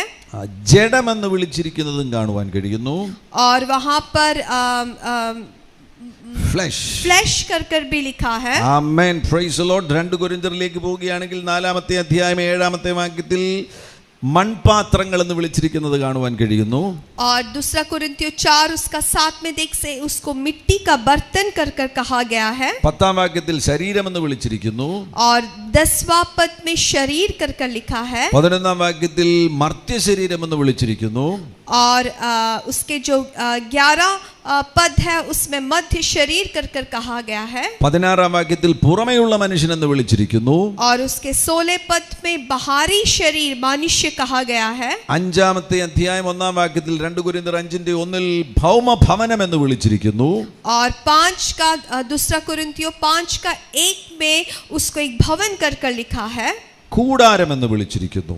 उसको एक तंबू कर कर लिखा है। എന്നാൽ ഗലാത്യ ലേഖനം 5-ാമത്തെ അധ്യായത്തിലേക്ക് പോകുമ്പോൾ लेकिन गलातियों की किताब उसका 5वां अध्याय അവിടെ 19-ാം വാക്യത്തിൽ ജഡമെന്ന് വിളിച്ചിരിക്കുകയാണ്. और उसके 19वां पद में जड़ कर कर लिखा है। ഇങ്ങനെ വ്യത്യസ്തമാകുന്ന പേരുകൾ ഈ ശരീരത്തിനുണ്ട്. इस कई प्रकार के नाम शरीर को दिया गया है। Our physical body house the soul and spirit. നമ്മുടെ ആത്മാവിനെയും പ്രാണനെയും ഈ ശരീരത്തിലാണ് ദൈവം താമസിപ്പിച്ചിരിക്കുന്നത്. हमारे ये भौतिक शरीर में प्राण और आत्मा वास करता है। ഈ ശരീരം എന്ന് പറയുന്നത് ബ്ലഡ് ഫ്ലഷ് ബോൺസ് ഇതുകൊണ്ടുണ്ടാക്കിയതാണ് ഈ ശരീരം എന്ന് പറയുന്നത്. हमारा जो शरीर है वो खून मांस और हड्डी से बनाया गया है। രക്തം മാംസം അസ്ഥി ഇവ കൊണ്ടുണ്ടാക്കിയതാണ് നമ്മുടെ ശരീരം എന്ന് പറയുന്നത്. हमारा जो शरीर है वो खून मांस और हड्डियों से बनाया गया है। 1 കൊരിന്ത്യർ 15-ാം അധ്യായത്തിൽ പോകുമ്പോൾ നമുക്ക് അവിടെ കാണുവാൻ കഴിയുന്നുണ്ട് ആത്മീക ശരീരങ്ങളെ കുറിച്ച് അവിടെ പറയുന്നുണ്ട്. पहला कुरिन्थियों का 15 अध्याय में हम देख सकते हैं वहाँ आत्मिक शरीर के बारे में कहा गया है। അപ്പോൾ സ്വർഗ്ഗത്തിൽ ആത്മീക ശരീരങ്ങളുണ്ട്. तो हम समझ सकते हैं स्वर्ग में आत्मिक शरीर होता है। ഇന്ന് നമുക്ക് ഈ മാംസമുള്ള ശരീരം ഈ ഭൂമിയിലുണ്ട്. आज हम जब इस धरती पर वास करते हैं ये मांस हमारे शरीर में है। എന്നാൽ ഇനിയും നമുക്ക് കിട്ടുവാൻ പോകുന്ന ആ രൂപാന്തരപ്പെട്ട ശരീരം അത് വ്യത്യസ്തമായിരിക്കും. രക്തമില്ലാത്ത ശരീരമായിരിക്കും അത്. लेकिन पहले कुरिन्थियों में जैसा लिखा है जो शरीर हमें स्वर्ग में मिलेगा वो बहुत ही एक अलग प्रकार का भिन्न प्रकार का शरीर होगा। അതിൽ രക്തമുണ്ടായിരിക്കുകയില്ല. उसमें खून नहीं होगा। ആമേൻ. 1 കൊരിന്ത്യർ 15:50 കാണാൻ കഴിയുന്നുണ്ട് സഹോദരന്മാരെ മാംസ രക്തങ്ങൾക്ക് ദൈവരാജ്യത്തെ അവകാശമാക്കുവാൻ കഴിയുകയില്ല. और पहला कुरिन्थियों उसका 15 पद का 50वां पद में लिखा है कि स्वर्ग में जो शरीर है वहां पर स्वर्ग में जो शरीर है उसमें flesh and blood cannot inherit the kingdom. और लिखा है परमेश्वर के राज्य में मांस और हड्डी वास नहीं कर सकता। അപ്പോൾ നമുക്ക് ആമേൻ അവിടെ ലഭിക്കുവാൻ പോകുന്ന പുതിയ ശരീരം എന്ന് പറയുന്നത് രൂപാന്തരപ്പെട്ട ശരീരം എന്ന് പറയുന്നത് രക്തമില്ലാത്ത ശരീരമായിരിക്കും. तो हमें समझना है कि जब हम स्वर्ग जाएंगे तो जो शरीर हमें मिलेगा वहां पर खून नहीं होगा। ഈ ശരീരം ഇന്ന് സകലവിധ രോഗങ്ങളും നമ്മുടെ ശരീരത്തിൽ സജീവമാകുന്നത് രക്തത്തിലൂടെയാണ്. आप जानते हैं कि हमारे शरीर में जो लहू है इससे ज्यादातर बीमारी हमारे अंदर उत्पन्न होता है। ദൈവം സൃഷ്ടിച്ചു കഴിഞ്ഞപ്പോൾ ഇതുപോലെ കോവിഡ് വരുന്ന കേടുവരുന്ന ഒരു ശരീരമായിരുന്നു ദൈവം സൃഷ്ടിച്ചത്. जब परमेश्वर ने मनुष्य को सृष्टि किया क्या ऐसे शरीर को बनाया कि उसमें कुछ हानि हो या कोविड आए? ഇല്ല. ആദമിന് ഒരു രോഗവും ഏദൻ തോട്ടത്തിൽ വരുമായിരുന്നില്ല.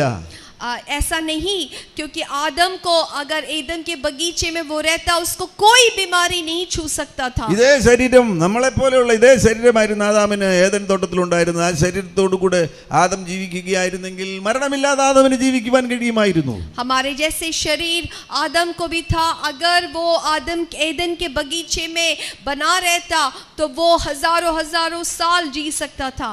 എന്നാൽ പാപം പ്രവേശിച്ചതോടുകൂടെ പാപം പിശാച് ഇവർ രണ്ടുപേരും കൂടെ പ്രവേശിച്ചതോടുകൂടെ മനുഷ്യന്റെ ജീവിതം ദുരിതപൂർണമായി തീർന്നു. സകല മിസ്രിയും മനുഷ്യനിൽ പ്രവേശിച്ചു. लेकिन जब पाप और शैतान मनुष्य के जीवन में प्रवेश किया मनुष्य के जीवन को बिगाड़ दिया, हर एक बुराइयों से उसका जीवन को भर दिया। ഈ പ്രതിസന്ധികളുടെ എല്ലാം പിന്നിൽ സാത്താനും പാപവുമാണെന്നുള്ളത് മറന്നു പോകരുത്. ये सब परेशानियों के पीछे शैतान और पाप है कर आपको भूलना नहीं है। ഒരു പാപത്തിനും സാത്താനെ കൂടാതെ പ്രവർത്തിക്കാൻ കഴിയത്തില്ല. പാപമുണ്ടെങ്കിൽ സാത്താനുമുണ്ട്.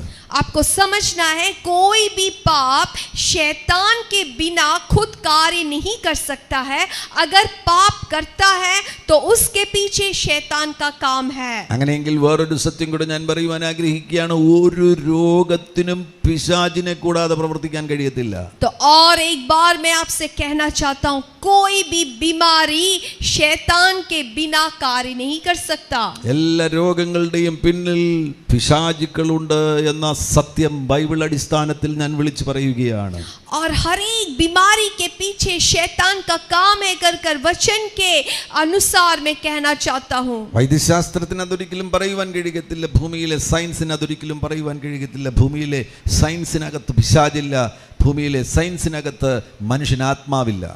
मेडिकल साइंस कभी ये नहीं कह सकता कि बीमारियों के पीछे शैतान है, क्योंकि साइंस में या मेडिकल साइंस के अनुसार शैतान की ऐसी बातें वो नहीं जानते. എന്നാൽ നമുക്ക് ആ സത്യം ബൈബിൾ അടിസ്ഥാനത്തിൽ വിളിച്ചു പറയാതിരിക്കാൻ കഴിയില്ല. लेकिन जो हम बाइबल को जानते हैं, बाइबल को पढ़ते हैं, हम जानते हैं और हम ये ऐसा नहीं इनकार नहीं कर सकते कि शैतान नहीं है कर. ഈ ശരീരത്തിന് ഇപ്പോൾ കേടുവരുന്നത്, ഇതിന്റെ ആയുസ് 80-90 വർഷമായിട്ട് കുറഞ്ഞിരിക്കുന്നതിന്റെ പിന്നിലെ കാരണം എന്ന് പറയുന്നത് ഈ അന്തരീക്ഷമാണ്. और आप समझना है ये शरीर की जो आयु है वो कुछ 90 या 100 साल में क्यों कम हुआ, क्योंकि आपके वातावरण के कारण ऐसा हुआ. ഏലിയാവ് നമ്മെ പോലെ ശരീരമുള്ള വ്യക്തിയായിരുന്നു. അദ്ദേഹം ഇപ്പോൾ സ്വർഗ്ഗത്തിലായിരിക്കുന്നു, ഇതുവരെ മരിച്ചിട്ടില്ല.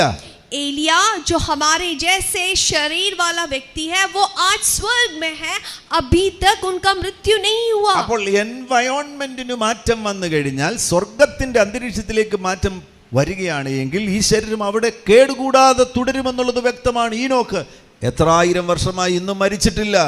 आप समझना है कि वातावरण में जब बदलाव आता है आप वहां पर बहुत साल तक देख सकते हैं. इनोक जो है वो भी स्वर्ग में अभी तक वो मरा नहीं है, तो आपके वातावरण में बदलाव लाने से आपके शरीर में बदलाव आ सकता നമ്മുടെ ഈ है. അന്തരീക്ഷമാണ് നമുക്ക് കേടുവരുത്തുന്നത്, നമ്മുടെ ശരീരത്തിന് കേടുവരുത്തുന്നത്. हमारे वातावरण के कारण हमारे शरीर में बहुत से बीमारियां आता है. എന്നാൽ വിശ്വസിക്കുകയാണ് എങ്കിൽ നമ്മുടെ കർത്താവിന്റെ മടങ്ങിവരവ് സംഭവിക്കുമ്പോൾ നമുക്കൊരു പുതിയ ശരീരം ലഭിക്കാൻ പോകുന്നു. और अगर आप विश्वास करते हैं जब यीशु मसीह वापस आएगा हमें लेने, प्रभु एक नया शरीर हमें देगा. കേടുവരാത്ത, രോഗം വരാത്ത, പാപത്തിന് സ്വാധീനിക്കാൻ കഴിയാത്തൊരു ശരീരത്തെ കർത്താവ് നമുക്ക് നൽകി തരാൻ പോകുകയാണ്. बिना कोई कमी का, बिना कोई बीमारी का ऐसा शरीर यीशु हमें देगा. 139-ാമത്തെ സങ്കീർത്തനം 14-ാമത്തെ വാക്യത്തിലേക്ക് പോകുമ്പോൾ हम भजन संगीता 139 and verse number 14, 139 उसका वर्स 14 में जब जाएंगे, അവിടെ ഈ ശരീരത്തെ കുറിച്ച് പറയുന്നത്, ഭയങ്കരവും അതിശയവുമായി എന്നെ സൃഷ്ടിച്ചിരിക്കിയാൽ ഞാൻ നിനക്ക് സ്തോത്രം ചെയ്യുന്നു. और उस वचन में लिखा है, प्रभु मुझे आप अतिशय रीति से बनाया, इसलिए मैं परमेश्वर में आपका धन्यवाद देता हूँ. I am fearfully and wonderfully made. ഞാൻ ഭയങ്കരവും അതിശയവുമായി സൃഷ്ടിക്കപ്പെട്ടിരിക്കുകയാണ്. और प्रभु आपने मुझे बहुत ही अद्भुत रीति से बनाया है. ആമേൻ. ഒരു വലിയ അത്ഭുതമല്ലേ ഈ ശരീരം എന്ന് പറയുന്നത്. ഒരു സിംഗിൾ സ്പേം മദേഴ്സ് എഗ്ഗിൽ ചെല്ലുമ്പോൾ അവിടെ ആ ഒരു കൂട്ടിമുട്ടൽ ഉണ്ടാകുമ്പോഴാണ് ഒരു കുഞ്ഞുരുവാകുന്നത്. हम देख सकते हैं एक मनुष्य का शरीर कितना ही एक आश्चर्य की बात है, जब एक माता और पिता से जब वो जो जब सेल्स किस प्रकार से बनते हैं, हम देखते हैं कितना अद्भुत तरीके से है. ആ ഗർഭപാത്രത്തിൽ ആ കൂട്ടിമുട്ടൽ സംഭവിക്കുന്ന സമയത്ത് കുഞ്ഞുരുവാകുമ്പോൾ ശരീരത്തിൻ്റെ ആരംഭ സമയത്ത് തന്നെ ഒരു ശരീരം ഉണ്ടാകേണ്ടതായിട്ടുള്ള മുഴുവൻ കാര്യങ്ങളും ആ ഒന്നാം സെല്ലിൽ അതിനകത്ത് ഉൾക്കൊള്ളിച്ചിരിക്കുകയാണ്. और बच्चे के माँ के कोख में उत्पन्न होते समय वो कोष में वो बच्चे के शरीर में क्या क्या अंग होना है वो सब उसके अंदर प्राप्त है. സകല ജനറ്റിക് ഇൻഫർമേഷനും DNA, സകല ജനറ്റിക് ഇൻഫർമേഷനും, ഒരു ശരീരം ഉണ്ടാകുവാൻ വേണ്ടിയുള്ള സകല ജനറ്റിക് ഇൻഫർമേഷനും ആദ്യത്തെ സെല്ലിനകത്ത് തന്നെ ഉണ്ട്. और हर एक जेनेटिक जानकारी जो है वो पहले कोष में ही सब कुछ उसके अंदर है. അങ്ങനെ ആ സെൽ 2 സെല്ലായി തീരുന്നു, 4 സെല്ലായി തീരുന്നു, 8 സെല്ലായി തീരുന്നു. അങ്ങനെ ഒരു വിഭജനം സംഭവിക്കുകയാണ്. और एक कोष 2 में बनता है, 2 4 में, फिर 8 में, इस प्रकार से वो बढ़ता है. ആ വിഭജനം സംഭവിക്കുമ്പോൾ പൊതുവിൽ വിശ്വസിക്കുന്നത് ഹൃദയമാണ് നമ്മുടെ ശരീരത്തിൽ ആദ്യമായി ഉണ്ടാകുന്ന അവയവം. और जब वो विभाजन होता है ऐसा विश्वास किया जाता है सबसे पहला बनने वाला अंग है वो है दिल. ആമേൻ. Praise the Lord. നിങ്ങളുടെ ഹൃദയമാണ് ആദ്യമായിട്ട് നിങ്ങളുടെ ശരീരത്തിൽ ആദ്യ അവയവമായി സൃഷ്ടിക്കപ്പെട്ടത്. आपका जो दिल है, हार्ट है, वो सबसे पहले आपके अंगों में बनता है. അതുകൊണ്ട് തന്നെ മനുഷ്യൻ മരിക്കണമെന്നുണ്ടെങ്കിൽ ഹൃദയം നിൽക്കണം. इसलिए ही मनुष्य को अगर मरना है तो उसका दिल या हार्ट रुकना पड़ेगा. കിഡ്നിക്ക് കേടുവന്നാലോ ലിവറിന് കേടുവന്നാലോ ഒന്നും മനുഷ്യൻ മരിക്കത്തില്ല. अगर एक व्यक्ति का लिवर में या किडनी में कुछ कमी आ जाए तो वो आदमी नहीं मरता, എന്നാൽ ഹൃദയം നിന്നാൽ മനുഷ്യൻ അവിടെ അവസാനിക്കും. लेकिन जब वो व्यक्ति का हार्ट रुक जाता है आदमी खत्म हो जाता है. അവിടെ തലച്ചോറിനെ തന്നെ ശ്രദ്ധിക്കുക. എത്ര വലിയ അത്ഭുതമാണ് തലച്ചോറ്. और हमारे दिमाग को ही हम सोचेंगे कितना बड़ा एक चमत्कार है. 100 ബില്യൺ ന്യൂറോൺസോളം ഉണ്ട് ഈ തലച്ചോറിനകത്ത്. और हमारे जो ब्रेन में 100 मिलियन न्यूरॉन्स हैं. 100 ബില്യൺ. നിങ്ങൾ ആ സംഖ്യ കേൾക്കുമ്പോൾ തന്നെ അത്ഭുതപ്പെട്ടു പോകും. 100 ബില്യൺ ന്യൂറോൺസ്. ഒരു ന്യൂറോൺ എന്ന് പറയുന്നത് ഒരു കമ്പ്യൂട്ടറിന് തുല്യമാണ്. അങ്ങനെയെങ്കിൽ നിങ്ങളുടെ തലയ്ക്കകത്ത് 100 ബില്യൺ കമ്പ്യൂട്ടറുകളുണ്ട്. तो आप सोचिए आपके मस्तिष्क में 100 बिलियन न्यूरॉन्स है. एक न्यूरॉन्स को अगर हम तुलना करेंगे तो एक कंप्यूटर कर सकते हैं. तो ऐसा कितने सारे न्यूरॉन्स आपके दिमाग में हैं. ഒരു വലിയ അത്ഭുതമല്ലേ, ഒരു മഹാ അത്ഭുതമല്ലേ. നിങ്ങളുടെ തലച്ചോറ് തന്നെ ഒരു മഹാ അത്ഭുതമാണ്. आपकी जो मस्तिष्क है वही एक बड़ा चमत्कार है. എന്നാൽ സാധാരണ മനുഷ്യൻ ഇതിന്റെ 3% പോലും ഉപയോഗിക്കുന്നില്ല എന്നാണ് ശാസ്ത്രം പറയുന്നത്. लेकिन साइंस के अनुसार साधारण जो व्यक्ति है अपने मस्तिष्क का 3% भी इस्तेमाल नहीं करता. ബൈബിളിന്റെ അടിസ്ഥാനത്തിൽ ഞങ്ങൾ വിശ്വസിക്കുന്നത് ഏദൻ തോട്ടത്തിൽ ആദമായിരുന്നപ്പോൾ 100% തന്റെ തലച്ചോറിനെ ആദം ഉപയോഗിച്ചു. बाइबल के अनुसार हम विश्वास करते हैं जब आदम ईदन के बगीचे में था 100% अपने मस्तिष्क का इस्तेमाल किया. നിങ്ങളുടെ ശരീരത്തിൽ 206 അസ്ഥികളുണ്ട്. और आपके जो शरीर में कुछ 206 हड्डियां हैं. ഈ ശരീരത്തിൽ ട്രില്യൺസ് ഓഫ് സെൽസ് ഉണ്ട്. और ट्रिलियंस कोश है आपके शरीर में. ഓരോ അവയവങ്ങളും ഒരു അത്ഭുതമാകുന്നു. एक एक अंग आपका शरीर का वो एक चमत्कार है. ഒരു മഹാത്ഭുതമായിട്ടാണ് ദൈവം നിങ്ങളുടെ ശരീരത്തെ സൃഷ്ടിച്ചിരിക്കുന്നത്. इतने बड़े चमत्कार से आपके शरीर को परमेश्वर ने सृष्टि किया है. എന്നാൽ മനുഷ്യൻ ഈ യാഥാർത്ഥ്യങ്ങളെ തിരിച്ചറിയാതെ ഈ നല്ല ശരീരത്തെ ആവശ്യമില്ലാത്ത കാര്യങ്ങൾക്ക് വേണ്ടി ഉപയോഗിക്കുകയാണ്. അങ്ങനെ ഉപയോഗിക്കുന്നതിന്റെ പരിണതഫലവും അവൻ അനുഭവിക്കുകയാണ്. लेकिन मनुष्य नहीं जानता परमेश्वर कितने विशेष रीति से मनुष्य को बनाया है और मनुष्य गंदे कामों के लिए बुरे कार्य के लिए अपने शरीर को इस्तेमाल कर रहा है. മദ്യം കുടിക്കുവാൻ വേണ്ടി മനുഷ്യൻ ഈ ശരീരത്തെ ഉപയോഗിക്കുകയാണ്. और शराब पीने के लिए मनुष्य इस शरीर का इस्तेमाल करते हैं. വ്യഭിചാരം ചെയ്യുവാൻ വേണ്ടി മനുഷ്യൻ ഈ ശരീരത്തെ ഉപയോഗിക്കുകയാണ്. व्यभिचार करने के लिए मनुष्य इस शरीर का इस्तेमाल करते हैं. ഡ്രഗ്സ് എടുക്കുവാൻ വേണ്ടി മനുഷ്യൻ ഈ ശരീരത്തെ ഉപയോഗിക്കുകയാണ്. ड्रग्स लेने के लिए ये शरीर का इस्तेमाल करते हैं. മറ്റു മനുഷ്യരെ കൊല്ലാൻ വേണ്ടി മനുഷ്യൻ ഈ ശരീരത്തെ ഉപയോഗിക്കുകയാണ്. दूसरे व्यक्तियों की हत्या करने के लिए इस शरीर का इस्तेमाल करते हैं. അങ്ങനെ ലിസ്റ്റ് പറഞ്ഞാൽ തീരത്തില്ല. എല്ലാ ദുഷ്ടകാര്യങ്ങൾക്ക് വേണ്ടിയും മനുഷ്യൻ ഈ ശരീരത്തെ ഉപയോഗിക്കുകയാണ്. अगर इसका एक लिस्ट लिया जाए तो वो खत्म नहीं होगा. इसी प्रकार मनुष्य दूसरों की हानि के लिए गंदे कार्यों के लिए इस शरीर का इस्तेमाल कर रहे हैं. അതിന്റെ എല്ലാം പരിണതഫലം മാനവകുലം അനുഭവിച്ചുകൊണ്ടിരിക്കുന്നു.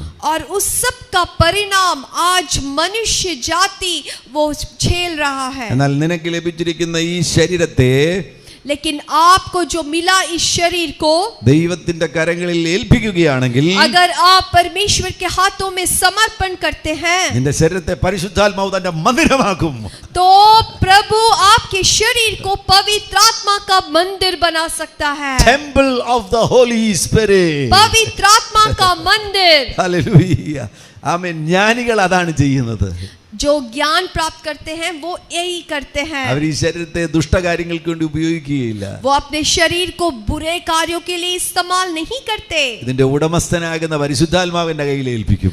लेकिन ये शरीर का मालिक कौन है? पवित्र आत्मा के हाथों में अपने शरीर को दे देता है. പരിശുദ്ധാത്മാവ് ഈ ശരീരത്തെ തന്റെ മന്ദിരമാക്കും.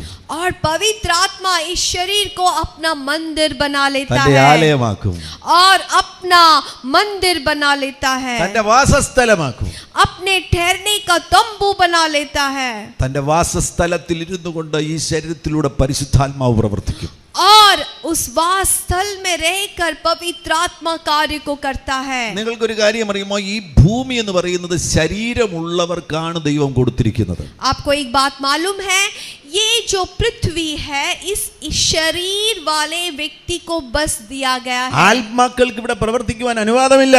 कोई भी आत्मा इस शरीर में कार्य नहीं कर सकता। ഒരു ദുഷ്ട പിശാചുക്കൾക്കും, അവരെല്ലാം ആത്മാക്കളാണ്, അവർക്ക് ഇവിടെ പ്രവർത്തിക്കാൻ യഥാർത്ഥത്തിൽ അനുവാദമില്ല. शैतान को, दुष्ट आत्माओं को इस धरती में कार्य करने का अधिकार नहीं है। എന്നാൽ അവർ പ്രവർത്തിക്കുന്നത് എങ്ങനെയാണ്? മനുഷ്യരിലൂടെയാണ് അവർ പ്രവർത്തിക്കുന്നത്. लेकिन वो किस प्रकार से काम करते हैं? वो मनुष्य के शरीर को इस्तेमाल कर करते हैं। ഒരു ദേവദാസൻ പറയുകയാണ്, ശരീരമുള്ള ഒരു ഈച്ച ശരീരമില്ലാത്ത പിശാചിനേക്കാൾ ശക്തിയുള്ളതാണ് ഭൂമിയിൽ. एक परमेश्वर का दास कह रहे थे कि शरीर वाला एक मक्खी जो है वो शैतान जिसका शरीर नहीं है उससे भी बढ़कर है. ദൈവമക്കൾക്ക് ഈ സത്യം അറിയത്തില്ല. लेकिन परमेश्वर के जन इस सच्चाई को नहीं समझते, അവർ പിശാചിനെ പേടിച്ച് പേടിച്ച് ജീവിക്കുകയാണ്. क्योंकि परमेश्वर के जन शैतान से डरते हैं. നിനക്ക് ശരീരമുണ്ടെങ്കിൽ, अगर आपके पास शरीर है നിനക്ക് അവകാശമുള്ളതാണ്, നിനക്ക് ഭരിക്കുവാനുള്ളതാണ് ഈ ഭൂമി എന്ന് പറയുന്നത്. तो आपको समझना है कि आपको अधिकार दिया गया है, आपके अधिकार में इस धरती में आपको रखा है. ഈ പ്രപഞ്ചത്തിലെ ഏറ്റവും വലിയ പിശാചിനെക്കാട്ടിലും ശരീരമുള്ള നീ ശക്തനാകുന്നു.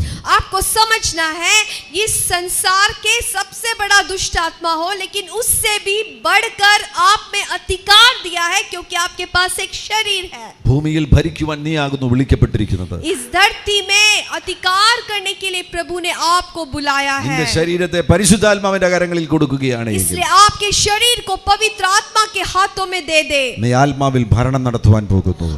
तब आप आत्मा में शासन करोगे. നിന്റെ കണ്ണിലൂടെ പരിശുദ്ധാത്മാവ് നോക്കാൻ പോകുകയാണ്. आपके आंखों के द्वारा पवित्र आत्मा देखने जा रहा നിന്റെ है. ശബ്ദത്തിലൂടെ പരിശുദ്ധാത്മാവ് ജനത്തോട് സംസാരിക്കാൻ പോകുകയാണ്. आपके आवाज को इस्तेमाल करते हुए पवित्र आत्मा कार्य करेगा. നിന്റെ കൈകളിലൂടെ പരിശുദ്ധാത്മാവ് ആയിരങ്ങളെ സൗഖ്യമാക്കുവാൻ പോകുന്നു. आपके हाथों के द्वारा पवित्र आत्मा हजारों को चंगाई देगा. വിശ്വസിക്കുന്നവർ കരങ്ങൾ അടിച്ച് കർത്താവിനെ സ്തുതിക്കുക. जो लोग विश्वास करते हैं अपने हाथों को उठाते हुए परमेश्वर की महिमा നിങ്ങളുടെ करें. ശരീരത്തെ പരിശുദ്ധാത്മാവിന് വിട്ടുകൊടുക്കുക. अपने शरीर को पवित्र आत्मा के लिए छोड़ दे. ശരീരം ഉപയോഗിച്ച് ദൈവത്തെ സ്തുതിക്കുക. अपने शरीर को इस्तेमाल करते हुए परमेश्वर की आराधना करे. ശരീരത്തിലൂടെ ദൈവത്തെ മഹത്വപ്പെടുത്തുക. अपने शरीर से परमेश्वर की महिमा करे. ഹല്ലേലൂയ. हालेलुया. ഞാൻ മുന്നോട്ട് പോകട്ടെ. നമ്മൾ പ്രധാനപ്പെട്ട ഭാഗത്തേക്ക് വരികയാണ്. ഈ ശുശ്രൂഷകൾ ആന്തരിക സൗഖ്യ ശുശ്രൂഷകളാകുന്നു. അതിനാൽ മനുഷ്യൻ്റെ ഘടനയിലെ ഏറ്റവും പ്രധാനപ്പെട്ട ഭാഗമാകുന്ന സോൾ, പ്രാണനെ കുറിച്ച് നമ്മൾ പഠിക്കുവാൻ പോകുന്നു. പ്രാണന്റെ സൗഖ്യമാകുന്നു ആന്തരിക സൗഖ്യം. अभी हम मुख्य हमारे विषय में जो आंतरिक चंगाई है उसके मुख्य विषय में आ रहे हैं. हम अपने प्राण के बारे में अभी सीखने जा रहे हैं. ശരീരത്തെ കുറിച്ച് കേട്ടു, ആത്മാവിനെ കുറിച്ച് കേട്ടു. आपके शरीर के बारे में सुना, आपके आत्मा के बारे में सुना. പ്രാണനെ കുറിച്ച് നമുക്ക് പഠിച്ചു തുടങ്ങാം. आइए अभी हम अपने प्राण के बारे में सीखेंगे, ഇനി വിശാലമായി വിശദമായി നമുക്ക് പഠിക്കേണ്ടിയിരിക്കുന്നു. क्योंकि इसमें बहुत गहराई से पढ़ने की जरूरत है. നിങ്ങൾ ശ്രദ്ധിക്കുകയാണെങ്കിൽ അത്ഭുതങ്ങൾ നിങ്ങളിൽ സംഭവിക്കുവാൻ പോകുന്നു. अगर आप ध्यान से सुनेंगे आपके जीवन में परमेश्वर अद्भुत कार्यों को करेगा. നിങ്ങളുടെ പ്രാണൻ സൗഖ്യമാകുവാൻ പോകുന്നു. आपके प्राण को प्रभु चंगा करेगा. ആന്തരിക സൗഖ്യം സംഭവിക്കുവാൻ പോകുന്നു. आपके आंतरिक चंगाई को आप प्राप्त करोगे. ആമേൻ. പ്രാണനില് 3 പ്രധാനപ്പെട്ട ഘടകങ്ങളുണ്ട്: മൈൻഡ്, വിൽ ആൻഡ് ഇമോഷൻസ്. हमारे प्राण में 3 भाग है, मन, इच्छा और भावना. യവനായ ഭാഷയിൽ സൂക്കെ എന്ന പദമാണ് പ്രാണൻ ഉപയോഗിച്ചിരിക്കുന്നത്. यूनानी भाषा में सूके कर प्राण को कहा गया है. ആ പദത്തിൽ നിന്നാണ് സൈക്കോളജി എന്ന വാക്ക് വരുന്നത്. और उस पद से साइकोलॉजी आता है. ആ പദത്തിൽ നിന്നാണ് സൈക്കാട്രി, മൈൻഡുമായി ബന്ധപ്പെട്ട രോഗങ്ങളെ ചികിത്സിക്കുന്ന ഡോക്ടറുടെ പേരാണ് സൈക്കാട്രിസ്റ്റ്.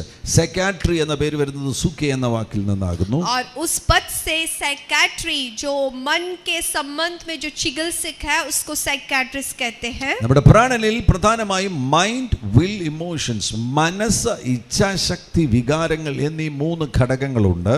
और हमारे प्राण में मन, इच्छा, भावना, ये 3 भाग है। എന്നാൽ കുറെ കൂടെ വിശദീകരിക്കുകയാണെങ്കിൽ നിങ്ങളുടെ ഇന്റലക്റ്റ് നിങ്ങളുടെ പ്രാണനിലാകുന്നു, നിങ്ങളുടെ ക്രിയേറ്റിവിറ്റി നിങ്ങളുടെ പ്രാണനിലാകുന്നു, നിങ്ങളുടെ മെമ്മറീസ് നിങ്ങളുടെ പ്രാണനിലാകുന്നു, നിങ്ങളുടെ പേഴ്സണാലിറ്റി നിങ്ങളുടെ പ്രാണനിലാകുന്നു, മോട്ടിവേഷൻ, സബ് കോൺഷ്യസ്, അങ്ങനെ തുടങ്ങി വിവിധങ്ങളാകുന്ന ഘടകങ്ങൾ നിങ്ങളുടെ പ്രാണനിലുണ്ട്.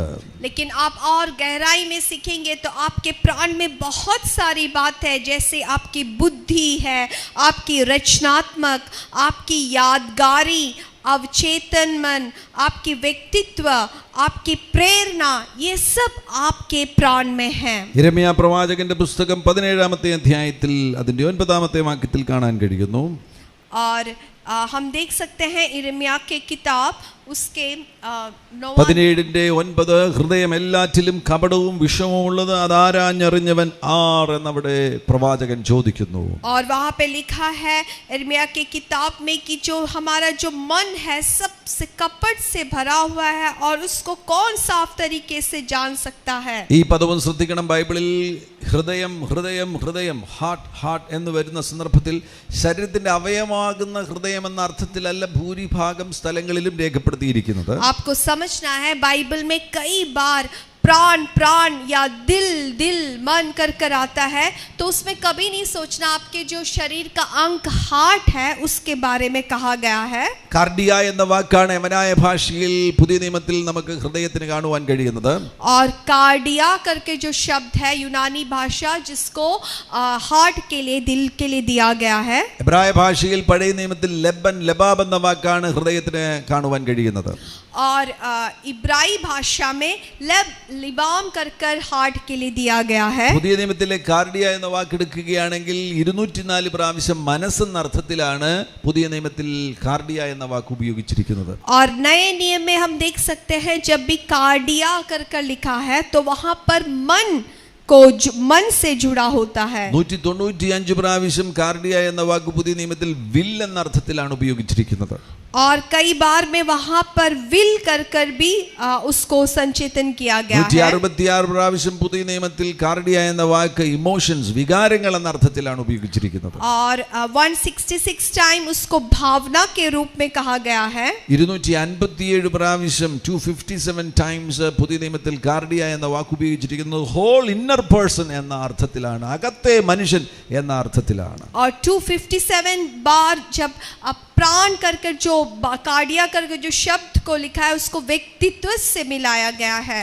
ഇവിടെ യെരമ്യാവ് 17:9 ഹൃദയം എല്ലാറ്റിലും കപടവും വിഷമവും ഉള്ളത് എന്ന് പറയുമ്പോൾ നമ്മുടെ അകത്തെ മനുഷ്യനെ കുറിച്ചാണ് പറയുന്നത്. നമ്മുടെ അകത്തെ മനുഷ്യൻ, മനസ്സ്, വികാരങ്ങൾ, ഇച്ഛാശക്തി ഇതെല്ലാം കൂടെ ചേർന്ന പ്രാണൻ കപടവും വിഷമവും ഉള്ളതാണ്. അതാരാഞ്ഞറിയുന്നവനാർ.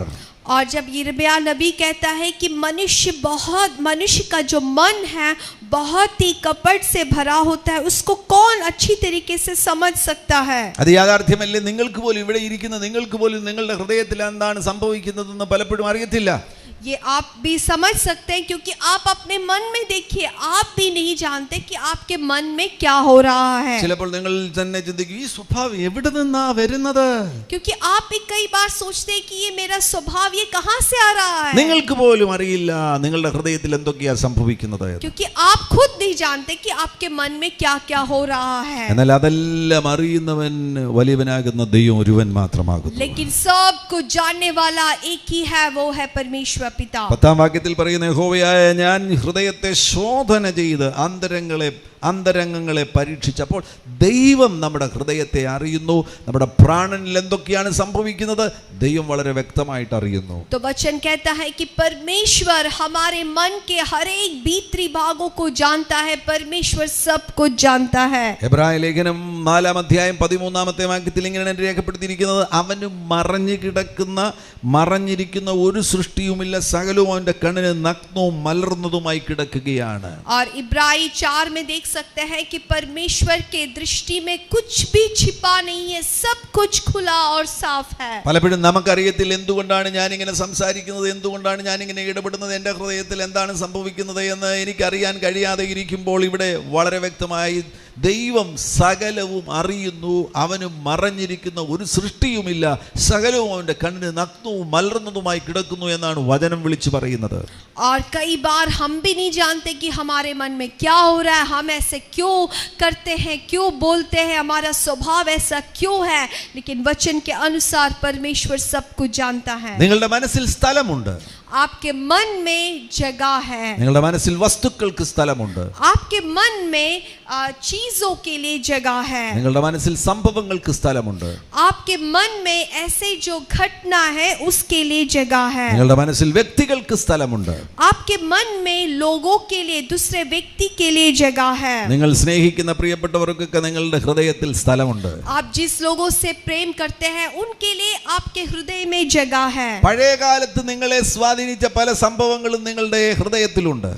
आपके जीवन में, पिछले जीवन में जो जो घटनाएं हुए वो अभी भी आपके मन में हैं. ഇവിടെയാണ് ഏറ്റവും ശ്രദ്ധിക്കേണ്ടത്. പലരുടെയും ഹൃദയത്തിൽ പഴയ കാലത്ത് സംഭവിച്ച, പണ്ട് കാലത്ത് സംഭവിച്ച മുറിവുകളെക്കുറിച്ചും വേദനകളെക്കുറിച്ചുമുള്ള സംഭവങ്ങൾ, ആ സംഭവങ്ങൾ അവരുടെ ഹൃദയത്തിൽ നിറഞ്ഞു നിൽക്കുന്നത് കൊണ്ടാണ് അവരിന്ന് പീഡനങ്ങൾ അനുഭവിക്കുന്നത്. तो आपको यहाँ खास रीति से समझना है, कईयों के मन में पिछले दिनों में आपके जीवन में क्या क्या घटनाएं हुए, क्या क्या दुख पहुंचा, क्या क्या चोट पहुंचा, उससे आपका मन भरा हुआ है, इसलिए आज आप कहीं समस्याओं का सामना करते हैं. മനഃപൂർവ്വമായിട്ട് ഈ വെളിപ്പാടുകൾ ലഭിക്കുമ്പോൾ വേദനിപ്പിക്കുന്ന സംഭവങ്ങളെ സൗഖ്യമാക്കുകയും അവയെ നമ്മുടെ ഹൃദയത്തിൽ നിന്ന് എടുത്ത് പുറത്തു കളയുകയും ചെയ്യണം. നല്ല സംഭവങ്ങൾ കൊണ്ട് നമ്മുടെ ഹൃദയത്തെ നിറയ്ക്കണം. आप जब इस वचन को सुनते हैं, अब जानबूझकर आपके जीवन में दुख मिला हुआ ऐसे घटनाएं, बुरी बुरी घटनाओं को आपको चंगाई करना है, उसके परिणाम में जो जो गलत बातें उसको बाहर करना है, वहाँ एक चंगाई को प्राप्त कर कर अच्छे अच्छे बातों से आपके मन को भरना है. ചില ദുഃഖം വരുത്തുന്ന സംഭവങ്ങൾ ഉണ്ടാകുമ്പോൾ കുറച്ചുനാൾ അത് ഹൃദയത്തിൽ തുടരുവാൻ സാധ്യതയുണ്ട്. അതിനുശേഷം അതിനെ മനഃപൂർവ്വമായി ഹൃദയത്തിൽ നിന്ന് പുറത്താക്കുകയാണ് എങ്കിൽ നിങ്ങളുടെ മനസ്സിന് സൗഖ്യം ലഭിക്കും. आपको दुख मिला हुआ कई घटना हो सकता है, कुछ दिनों तक हमारे साथ वो होता है, लेकिन आपको जानबूझकर ऐसे घटनाओं को अपने मन से निकाल कर अच्छे घटनाओं को, अच्छे अच्छे बातों को, आनंद देने वाले बातों को आपके मन में लाना है. ഞാൻ ഒരിക്കലും ഒരു സ്ഥലത്ത് ശുശ്രൂഷിക്കുന്ന സന്ദർഭത്തിൽ ഈ ഭാഗങ്ങൾ പരാമർശിക്കുമ്പോൾ മുന്നിൽ ഇരുന്ന് ഒരു അമ്മ നിലവിളിച്ച് കരയുവാൻ തുടങ്ങി. और एक जगह में जब मैं ये सब बातों को सिखा रहा था, एक माँ वो जो आगे बैठी हुई थी वो जोर से रोने लगी. ആ അമ്മ വിളിച്ചു പറഞ്ഞു, എൻ്റെ മകൻ വർഷങ്ങൾക്ക് മുന്നമേ മരിച്ചുപോയി, എന്നാൽ ആ ദുഃഖം എന്നെ വിട്ടുപോകുന്നില്ല.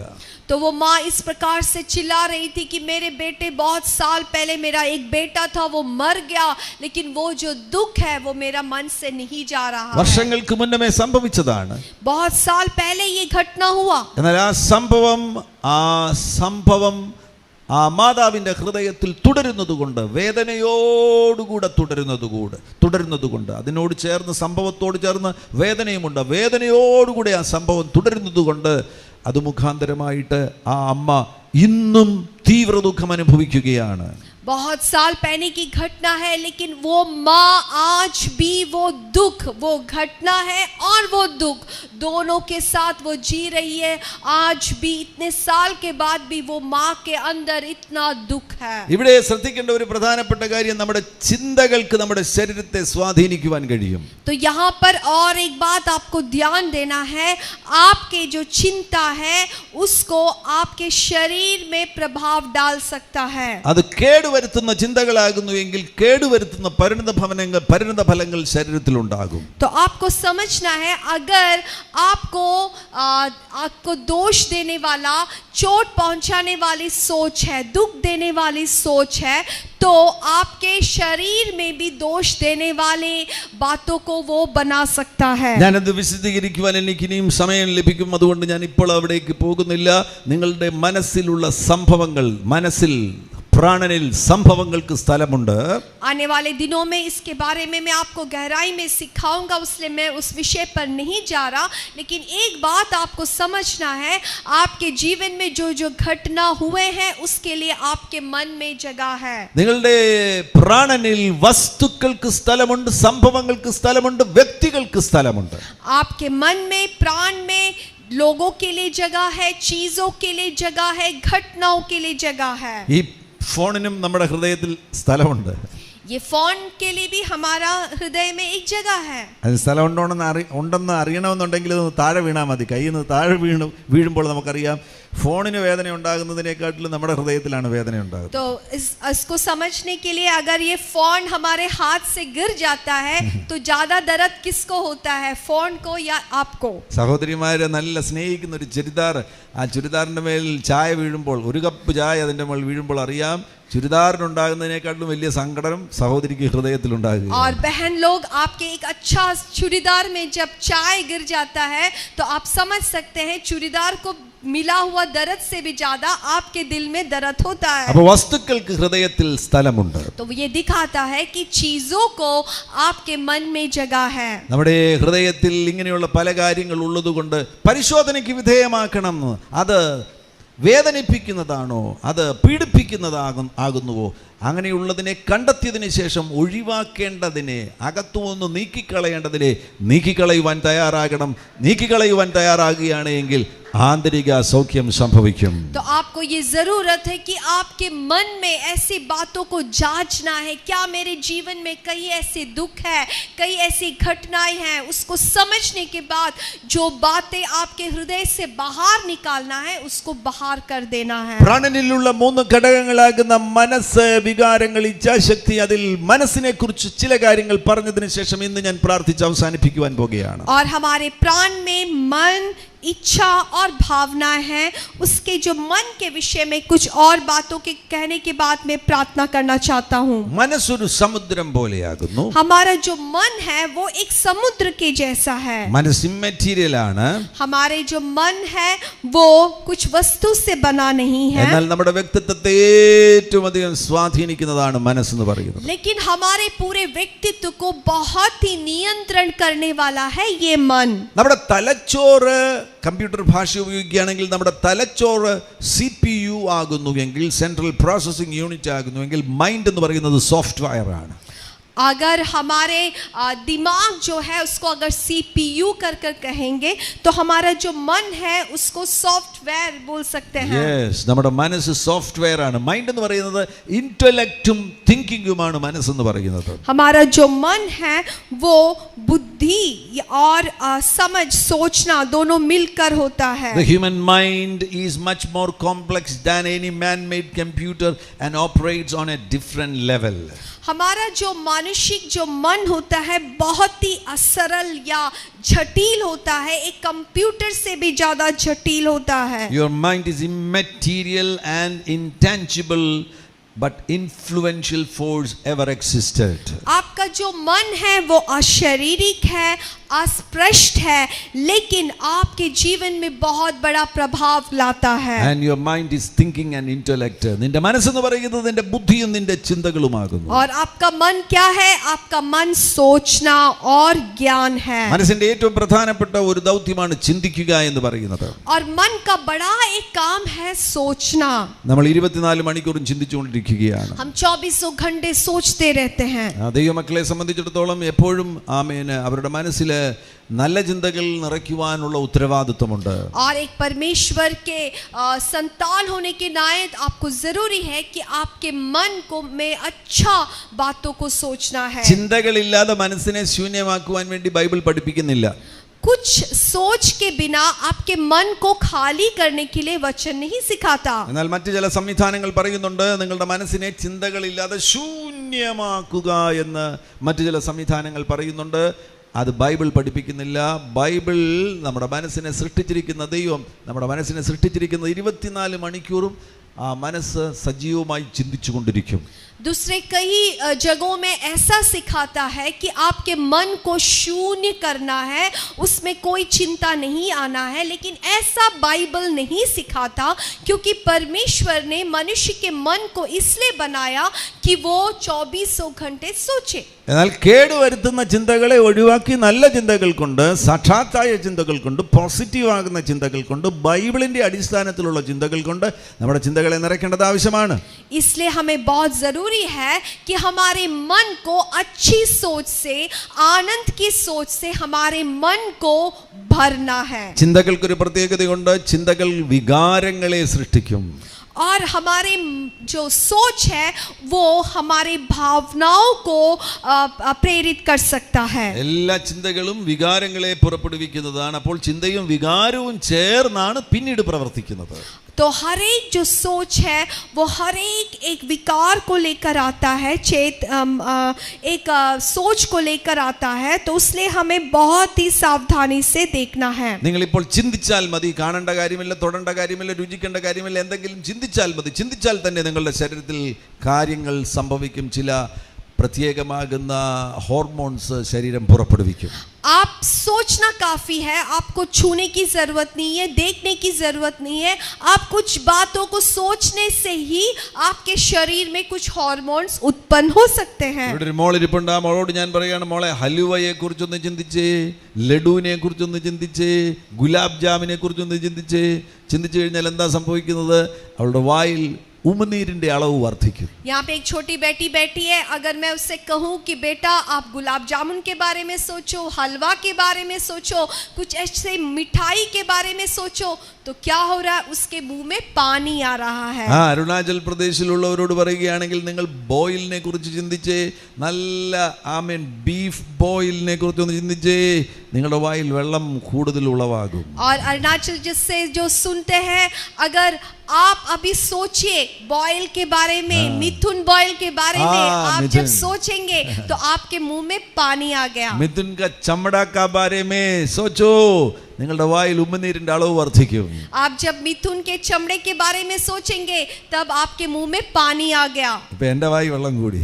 अभी मेरे मुंह में पानी आ गया. മിഥുനെ ഞാൻ കണ്ടില്ല, മിഥുന്റെ ബോയിൽ എന്റെ മുന്നിൽ ഇപ്പൊ ഇല്ല. പക്ഷെ ഞാൻ ചിന്തിച്ചപ്പോൾ എൻ്റെ ശരീരത്തിൽ മാറ്റങ്ങൾ സംഭവിച്ചു എങ്കിൽ ചിന്തകൾക്ക് വികാരങ്ങളെ പുറപ്പെടുവിക്കുവാൻ കഴിയും. देखिए, मैंने मिथुन को नहीं देखा, लेकिन मिथुन मीट के बारे में जब मैंने सोचा उसी समय मेरे मुंह में पानी आ गया. तो ये दिखाता है कि हम सोचने से ही हमारे शरीर में कितने प्रक्रिया हो सकता है. അങ്ങനെയുള്ള ചിന്തകൾക്ക് ഒന്നുകിൽ അതിന് സംസാരമായി തീരുവാൻ കഴിയും, ചിന്തകൾക്ക് അല്ലെങ്കിൽ ഇമാജിനേഷനായി തീരുവാൻ കഴിയും, സങ്കല്പമായി തീരുവാൻ കഴിയും. അല്ല എങ്കിൽ ചിന്തകൾക്ക് ആക്ഷനായി തീരുവാൻ കഴിയും, ഒരു പ്രവൃത്തിയായി തീരുവാൻ കഴിയും. ഇല്ലെങ്കിൽ ചിന്തകൾ അബോർട്ടഡായി പോകും, ഇല്ലാതെയായി പോകും. तो हमें समझना है कि हर एक सोच जो है वो कल्पना बन सकता है, वो एक कार्य बन सकता है, या तो वो सोच को हम बाहर देख सकते हैं या हमारे एक बोली बन सकता है. നാല് സാധ്യതകളാണ് ചിന്തകൾക്കുള്ളത്. ये जो चार संभावना है हमारे सोच में, ഒന്നുകിൽ അത് സംസാരമായി തീരും. या तो वो एक बातचीत आप बोलने लगेंगे. ഞങ്ങൾ ഇപ്പോൾ സംസാരിച്ചുകൊണ്ടിരിക്കുകയാണ്. हम अभी बात कर रहे ഞങ്ങൾ हैं. ഈ സംസാരിക്കുന്നതിന്റെ പിന്നിൽ ചിന്തകളുണ്ട്. जब हम बात करते हैं हम इसके पीछे सोच भी रहे हैं. ചിന്തിക്കാതെ നിങ്ങൾക്ക് സംസാരിക്കാൻ കഴിയത്തില്ല. आप बिना सोच के कुछ बात नहीं कर सकते. വേഗത്തിൽ നടക്കുന്ന ഒരു കാര്യമാണത്. बहुत जल्दी ये हो रहा है, എന്നാൽ ചിന്തിക്കാതെ സംസാരിക്കാൻ കഴിയത്തില്ല. लेकिन बिना सोच का आप बोल नहीं सकते. ചിന്തകൾക്ക് സംസാരമായി തീരുവാൻ കഴിയും, तो हमारे चिंता एक बोली हो सकता है, അല്ലെങ്കിൽ ചിന്തകൾക്ക് സങ്കല്പമായി തീരുവാൻ കഴിയും, या तो चिंता एक संकल्प में बन सकता है, അല്ലെങ്കിൽ ചിന്തകൾക്ക് ഒരു പ്രവൃത്തിയായി തീരുവാൻ കഴിയും. या तो हमारे जो चिंता है वो एक संकल्पना बन सकता है. ഈ ഫോൺ ഇവിടെ നിന്ന് എടുക്കുന്നതിന് മുന്നമേ ഞാൻ ആദ്യം എന്താണ് ചെയ്യുന്നത്? ഫോൺ എടുക്കണമെന്ന് ചിന്തിക്കുകയാണ് ചെയ്യുന്നത്. ये फोन मुझे उठाने से पहले मैं सोचता हूँ, मेरे मन में ये सोच आता है कि मुझे ये फोन लेना है. എൻ്റെ ഈ ഇടത് കൈയിൽ നിന്ന് മൈക്രോഫോൺ വലത് കൈയിലേക്ക് വരുന്നതിന് മുന്നമേ ഞാൻ ചിന്തിക്കും, എൻ്റെ ഇടത് കൈക്ക് വേദനയുണ്ട്, ഒരു റെസ്റ്റ് കിട്ടണം, അതുകൊണ്ട് ഞാൻ വലത് കൈയിലേക്ക് മൈക്രോഫോൺ മാറ്റുകയാണെന്ന് ചിന്തിച്ചതിന് ശേഷം മാത്രമേ എനിക്ക് പ്രവർത്തിക്കുവാൻ കഴിയത്തുള്ളൂ. और मेरे ये राइट हैंड से जब मैं लेफ्ट हैंड में माइक पकड़ता हूँ, मैं पहले ये सोच लेता हूँ, क्योंकि मेरे राइट हैंड दर्द हो रहा है, इसलिए मैंने सोचकर मेरे लेफ्ट हैंड को दे देता है. तो पहले मेरे अंदर एक सोच होता है, उसके बाद क्रिया होता है. എല്ലാ പ്രവൃത്തികളുടെയും പിന്നിൽ ഒരു ചിന്തയുണ്ട്. हर एक सोच जो क्रिया के पीछे एक सोच है. നാലാമത്തെ സാധ്യതയാണ്, ഒരു ചിന്തയ്ക്ക് വേണമെങ്കിൽ അബോർട്ടഡ് ആയി പോകുവാൻ കഴിയും, അത് ഇല്ലാതെയായി പോകും. അത് നമ്മൾ സംസാരവും ആകത്തില്ല, സങ്കല്പവും ആകത്തില്ല, പ്രവൃത്തിയും ആകത്തില്ല. അങ്ങനെയുള്ള ചിന്തകൾ ഇല്ലാതെയായി പോകും. और चौथा एक संभावना है, एक चिंता को हम अबॉर्ट कर सकते हैं या उसको हम अपने मन से फेंक सकते हैं, उसको एक संकल्पना, ये कार्य बनने की जरूरत नहीं എന്നാൽ है। നിങ്ങൾ ഇപ്പോൾ മനസ്സിലാക്കുക, ചിന്ത ഏറ്റവും ശക്തിയേറിയതാകുന്നു. लेकिन आपको समझना है कि आपका जो सोच है उसमें बड़ी सामर्थ्य है। നിങ്ങൾ ഇപ്പോൾ താമസിക്കുന്ന വീട് ശ്രദ്ധിക്കുക. आपके घर, आप जहाँ रहते हैं उसके बारे में सोचिए। ആ വീട് ആദ്യം ആരുടെയോ മനസ്സിലാണ്, ചിന്തയായിട്ടാണ് രൂപപ്പെട്ടത്. तो वो जो घर है वो बनाने से पहले किसी व्यक्ति के अंदर उसके सोच में आया। ഒരു എഞ്ചിനീയറുടെ ഹൃദയത്തിനകത്ത് അത് ചിന്തയായിട്ട് രൂപപ്പെട്ടിട്ടാണ് അത് പടമായിട്ട് പേപ്പറിൽ വന്നത്. एक इंजीनियर के मन में वो एक सोच के रूप में आया, उसके बाद वो पेपर में उसको बनाया। ഒരു മനുഷ്യൻ ഒരു വ്യക്തിയെ കൊല്ലുന്നതിന് മുമ്പ് ആദ്യം ആ കൊലപാതകം നടക്കുന്നത് ചിന്തയിലാണ്.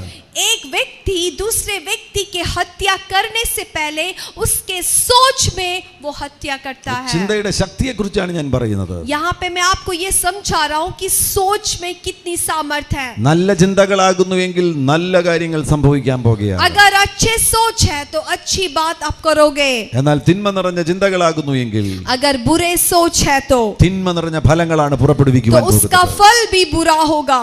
നിങ്ങളുടെ ചിന്തകളെ രൂപാന്തരപ്പെടുത്തുവാൻ തയ്യാറാകുക. इसलिए आपकी सोच को बदलने के लिए आप अपने जीवन को दे। ഫിലിപ്പിയ ലേഖനത്തിലേക്ക് പോകുമ്പോൾ फिलिपियों की किताब അതിന്റെ 4-ാമത്തെ അധ്യായത്തിൽ उसका 4था अध्याय അതിന്റെ 6 മുതലുള്ള വാക്യങ്ങളിൽ കാണാൻ കഴിയുന്നു. उसके 6 पद से हम देख सकते हैं। ഒന്നിനെ കുറിച്ച് വിചാരപ്പെടരുത്, എല്ലാറ്റിലും പ്രാർത്ഥനയാലും അപേക്ഷയാലും നിങ്ങളുടെ ആവശ്യങ്ങൾ സ്തോത്രത്തോട് ദൈവത്തോട് അറിയിക്കുക അത്രയേ വേണ്ടത്. എന്നാൽ സകല ബുദ്ധിയും കവിയുന്ന ദൈവസമാധാനം നിങ്ങളുടെ ഹൃദയങ്ങളെ നിലവുകളെയും ക്രിസ്തു യേശുവിങ്കിൽ കാക്കും. और फिलिपियो 4 उसका 6 और 7 में लिखा है, कभी भी किसी बात की चिंता मत करो, परंतु हर एक बात में तुम्हारे निवेदन, प्रार्थना, विनती के द्वारा धन्यवाद के साथ परमेश्वर के सन्मुख उपस्थित किए जाए, तब परमेश्वर की शांति जो सारी समझ से परे है तुम्हारे हृदय और तुम्हारे विचारों में मसीह यीशु की सुरक्षित रखेगी। 8-ാം വാക്യം ശ്രദ്ധിക്കുക. ഒടുവിൽ സഹോദരന്മാരെ, സത്യമായതൊക്കെയും ഘനമായതൊക്കെയും നീതിയായതൊക്കെയും നിർമ്മലമായതൊക്കെയും രമ്യമായതൊക്കെയും സൽകീർത്തിയായതൊക്കെയും സൽഗുണമോ പുകഴ്ചയോ അതൊക്കെയും ചിന്തിച്ചുകൊള്ളുവീൻ. और उसके 8वां पद को आप देखिए, लिखा है, इसलिए हे भाइयों, जो बातें सत्य है, जो बातें आदरणीय है, जो बातें उचित है, जो बातें पवित्र है, जो बातें सुहावनी है, इन सब बातों को सोचो। ചിന്തകൾ, आपके सोच എങ്ങനെയുള്ള കാര്യങ്ങൾ ചിന്തിക്കണമെന്നാണ് പറയുന്നത്? किस प्रकार की बातों को आपको सोचना है? സത്യമായതൊക്കെയും ഘനമായതൊക്കെയും നീതിയായതൊക്കെയും നിർമ്മലമായതൊക്കെയും രമ്യമായതൊക്കെയും സൽകീർത്തിയായതൊക്കെയും. कैसे बातों को सोचना है? जो बातें सत्य है, जो बातें आदरणीय है, जो बातें उचित है, जो बातें पवित्र है, ऐसे बातों को आपको सोचना है। എത്ര പേർ ആഗ്രഹിക്കുന്നു നിങ്ങളുടെ മനസ്സിനൊരു സൗഖ്യം വേണമെന്ന്? कितने लोग चाहते हैं कि आपके मन में एक चंगाई की जरूरत है? അതിന്റെ പ്രഥമ ഘടകം എന്ന് പറയുന്നത് ചിന്തകൾ സൗഖ്യമാകട്ടെ. तो उसके पहले पद में आपको करना है, आपके सोच में एक चंगाई आना है, ചിന്തകൾക്കൊരു മാറ്റം സംഭവിക്കട്ടെ. आपके सोच में एक बदलाव आना है। ഇനി വരാൻ പോകുന്ന എപ്പിസോഡുകളിൽ ഞങ്ങൾ കൂടുതൽ കാര്യങ്ങൾ നിങ്ങളുമായി പങ്കുവെക്കുന്നതായിരിക്കും. आने वाले एपिसोड में और इसकी गहराई में हम आपको सिखाएंगे। ഇപ്പോൾ നമുക്ക് ഒരുമിച്ച് പ്രാർത്ഥിക്കാം. आइए अभी हम मिलकर प्रार्थना में जाएंगे। ദൈവ സാന്നിധ്യമുള്ള ഈ സമയത്ത് തന്നെ परमेश्वर की उपस्थिति हमारे बीच में അനേകരെ है। പരിശുദ്ധാത്മാവ് തൊടട്ടെ. पवित्र आत्मा बहुतों को छू रहा है। ഞങ്ങളെ ഈ മാധ്യമത്തിലൂടെ കണ്ടുകൊണ്ടിരിക്കുന്നവരെ പരിശുദ്ധാത്മാവ് തൊടട്ടെ. हम ये मीडियम के द्वारा, ये माध्यम के द्वारा जो लोग हमें देख रहे हैं, पवित्र आत्मा आपको छू रहा है। അസാധാരണമാകുന്ന ദൈവപ്രവർത്തികൾ അവരിൽ സംഭവിക്കട്ടെ. पवित्र आत्मा की बड़े कार्य आपके जीवन में प्रभु कर रहा है। അത്ഭുതങ്ങൾ സംഭവിക്കട്ടെ. बहुत से चमत्कार आपके जीवन में होने ആന്തരിക पाए। സൗഖ്യം സംഭവിക്കട്ടെ. आंतरिक चंगाई आपके जीवन में ഓ होने ഹല്ലേലൂയ. पाए। പാസ്റ്റർ ഒന്ന് കീബോർഡ് ഒന്ന് വായിക്കും. റോബാ സത്താൻ. എല്ലാവരും അഭിഷേകത്തിൽ അന്യഭാഷയിൽ സംസാരിക്കുക. റോബാ सब लोग अन्य भाषा में प्रार्थना ഷബറ करें। ലഹത ബഹുറ സ്പന്തൽ ബറകതൽ ബറുഖാദൻ അദികൽ കര. പരിശുദ്ധാത്മാവ് നിങ്ങളെ തൊടുകയാണ്. पवित्र आत्मा आपको छू रहा है। നിങ്ങളുടെ മനസ്സിനെ പരിശുദ്ധാത്മാവ് തൊടുന്നു. पवित्र आत्मा आपके मन को छू रहा है। നിങ്ങളുടെ ശരീരത്തെ പരിശുദ്ധാത്മാവ് തൊടുന്നു. पवित्र आत्मा आपके शरीर को छू നിങ്ങളുടെ रहा ഹ്യൂമൻ है। സ്പിരിറ്റിനെ പരിശുദ്ധാത്മാവ് തൊടുന്നു.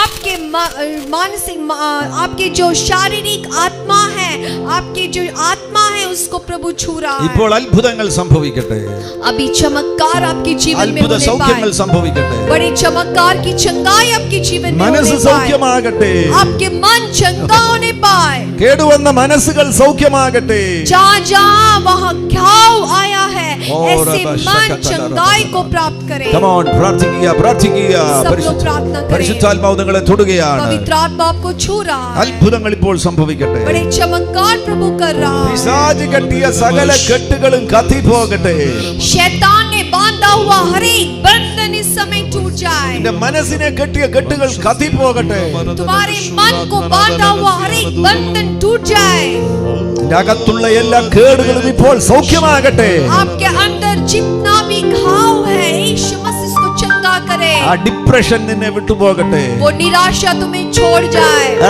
പാനിക് ഡിസോർഡർ നിന്നെ വിട്ടുപോകട്ടെ, वो पैनिक डिसऑर्डर डर तुम्हारे अंदर से निकल जाए, ആത്മഹത്യാ ചിന്ത നിന്നെ വിട്ടുപോകട്ടെ, आत्महत्या की जो सोच तुम्हें छोड़कर चली പിശാച് जाए, കെട്ടിയ സകല കെട്ടുകളും അഴിയട്ടെ, शैतान ने बांधा हुआ हर एक बंधन टूट जाए।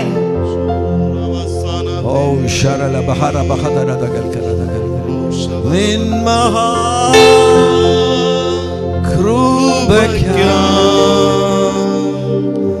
അങ്ങേ ഞാൻ സ്തുതിച്ചിടുമെന്നും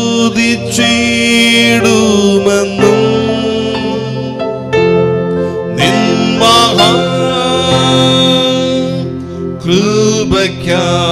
കൃപയ്ക്കായി അങ്ങേ ഞാൻ സ്തുതിച്ചിടുമെന്നും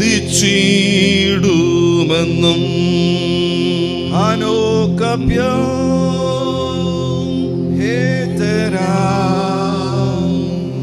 കരുംഗ സ്തുതി തേരി മേ സർവദാ അനോകപ്യോ ഹേ തെരാ കരുംഗ സ്തുതി തേരി മേ സർവദാ അന്നവസ്ത്രാദി നന്മകളെ എണ്ണമില്ലാതിന്മേൽ ചൊരിഞ്ഞു പിന്മകൾ സർവത്തിൽ നിന്നെ കൺമണി പോലെ കാക്കുന്നു നീ വസ്ത്രാദി നന്മകളെ എണ്ണമില്ലാതിന്മേൽ ചൊരിഞ്ഞു പിന്മകൾ സർവത്തിൽ നിന്നെ കൺമണി പോലെ കാക്കുന്നു നീ നിൻ മഹാ കൃപയ്ക്കായി അങ്ങേ ഞാൻ സ്തുതിച്ചിടുമെന്നും നിൻ മഹാ കൃപയ്ക്കായി അങ്ങേ ഞാൻ സ്തുതിച്ചിടുമെന്നും ഒരിക്കൽ കൂടെ और एक बार നിൻ മഹാ കൃപയ്ക്കായി അങ്ങേ ഞാൻ സ്തുതിച്ചിടുമെന്നും നിൻ മഹാ കൃപയ്ക്കായി അങ്ങേ ഞാൻ സ്തുതിച്ചിടുമെന്നും